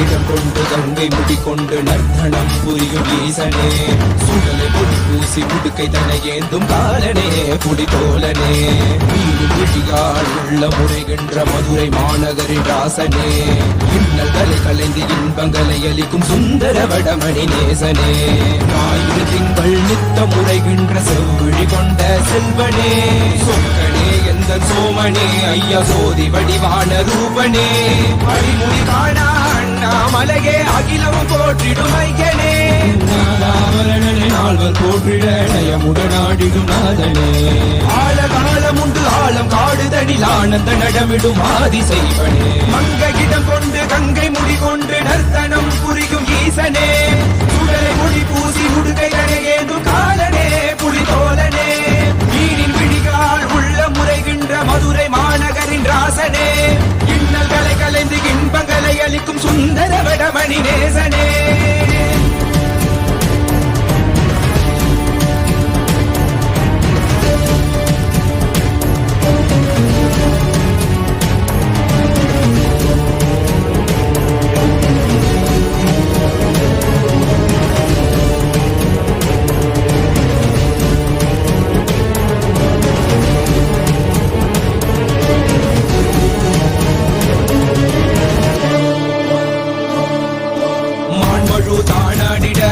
மங்கையவளிடம் கொண்டு நீயாடி வாடியாது இருவினைகள் தீர்த்தருளவே நித்யனே இடவத்தின் மேலேறிவா என்றென்றும் விரிசடை தானாடிட புவிதனில் சுந்தரனே நீயாடிவா தினமும் நீ விசும்பு தந்தருளவே நேசனே மலனே நீயாடிவா இமையோர்கள் இன்னலை கலந்திடும் தேவா தேவாதி தேவா சதா சிவாவா குருவாக வந்து திருவருள் புரிவாய் நித்யானந்தனே முக்தி தரவாவா பிறவியில் உரைகின்ற பிரமணே நீயாடிவா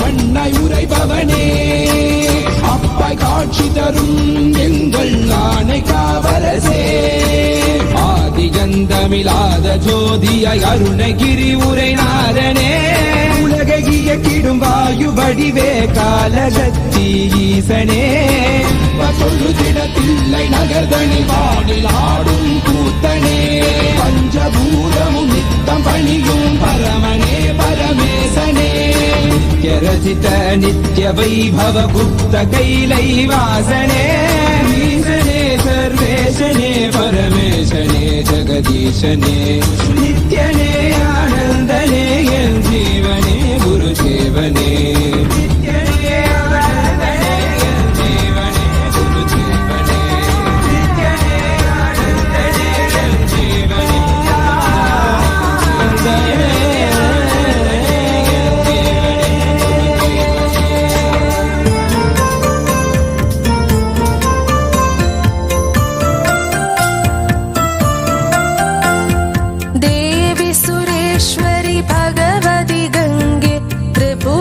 तारिणि तरल तरंगे शंकर मौलि विहारिणि विमले मम मतिरास्तां तव पद कमले भागीरथि सुखदायिनि माता तव जल महिमा निगमे ख्याता नाहं जाने तव महिमानं पाहि कृपामयि मम ज्ञानम्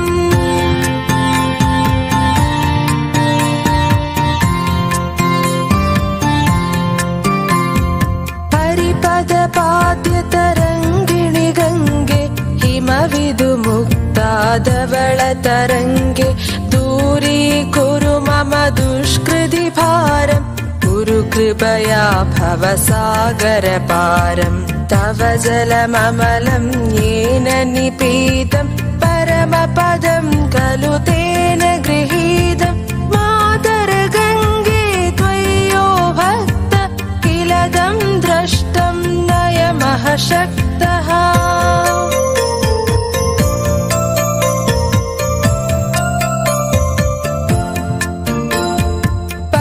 पतितोद्धारिणि जानवि गङ्गे खण्डितगिरिवरमण्डितभङ्गे भीष्मजननि खलु मुनिवरकन्ये पतितनिवारिणि त्रिभुवनधन्ये कल्पलतामिव फलदां लोके प्रणमति यस्त्वां नापदिशोगे पारावारविहारिणि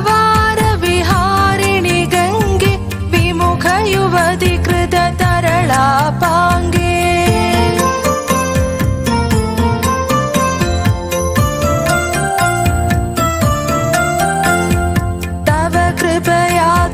स्रोतः स्नाता पुनरपि जतरे सोऽपि न जाता नरगनिवारिणि जानवि गङ्गे कलुषविनाशिनि महिमोतुङ्गे पुनरसदङ्गे पुण्यतरङ्गे जय जय जानवि करुणापाङ्गे इन्द्रमुकुटमणिराजितचरणे सुखदे शुभदे प्रत्यशरण्ये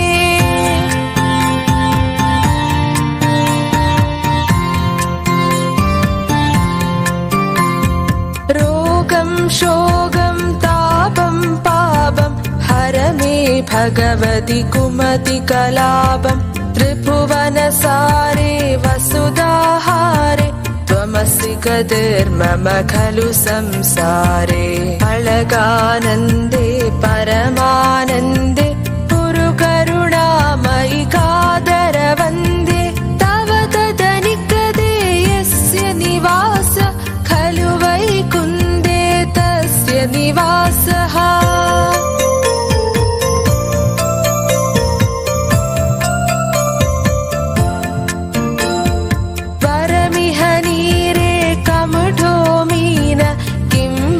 तीरे सरः दक्षिण अथवा श्वपचो मलिनदिनास्तव नाही दूरे निपति कुलीन भो भुवनेश्वरि पुण्यधन्ये देवि द्रवमयी मुनिवरकन्ये गङ्गास्तवमिममलं नित्यं पठति नरो यः स जयति सत्यम्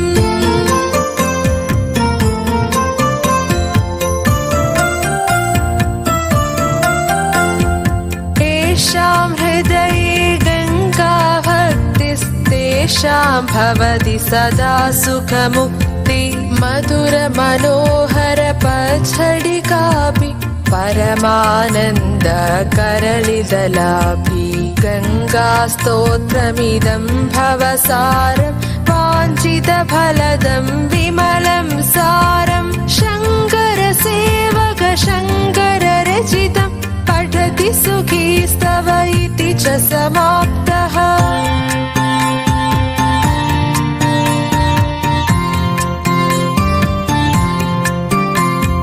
जय जय गङ्गे जय हर गङ्गे जय जय गङ्गे जय हर गङ्गे जय जय गङ्गे जय हर गङ्गे जय जय गङ्गे जय हर गङ्गे जय जय गङ्गे जय हर गङ्गे जय जय गङ्गे जय हर गङ्गे जय जय गङ्गे जय हर गङ्गे जय जय गङ्गे जय हर गङ्गे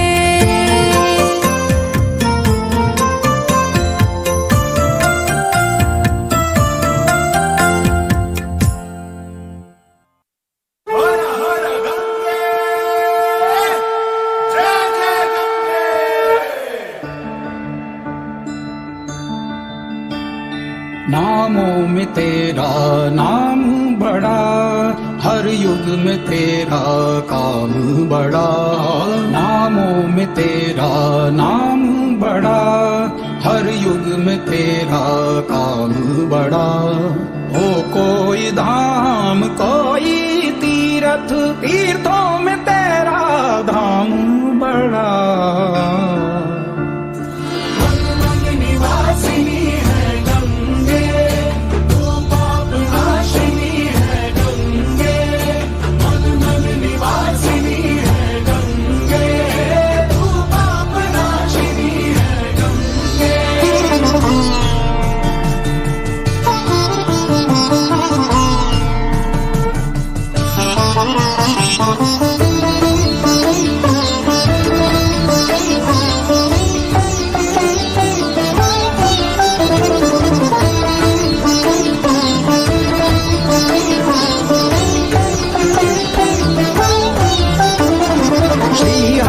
पाद नख से जन्म तेरा, गंगा जय जय गंगा, ब्रह्मा का मंडल भवन है तेरा, गंगा गंगा जय जय गंगा, शिव की जटा पे उतारी गई, गंगा गंगा जय जय गंगा, भागीरथी तू पुकारी गई,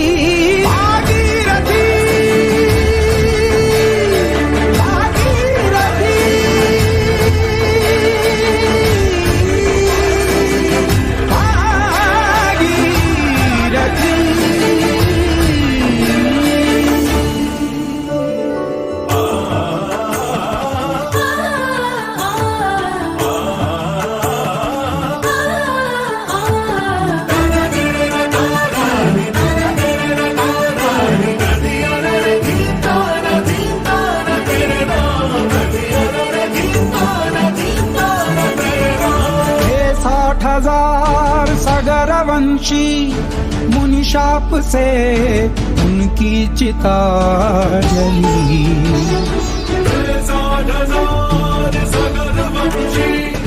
मुनिशाप से उनकी चिता जली, उनका तूने उद्धार किया, उनका तूने उद्धार किया, तेरी धारा ने उनको दिया,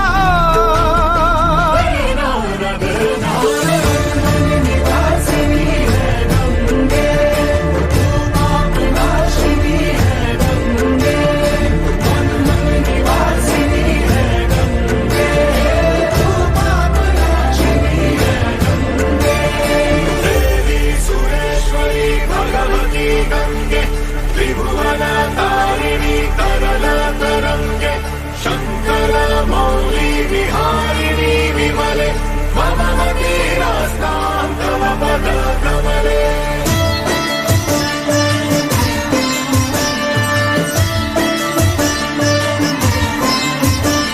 ओ दानव मानव देव कोई, गंगा गंगा जय जय गंगा, पापी जब द्वार पे आता है,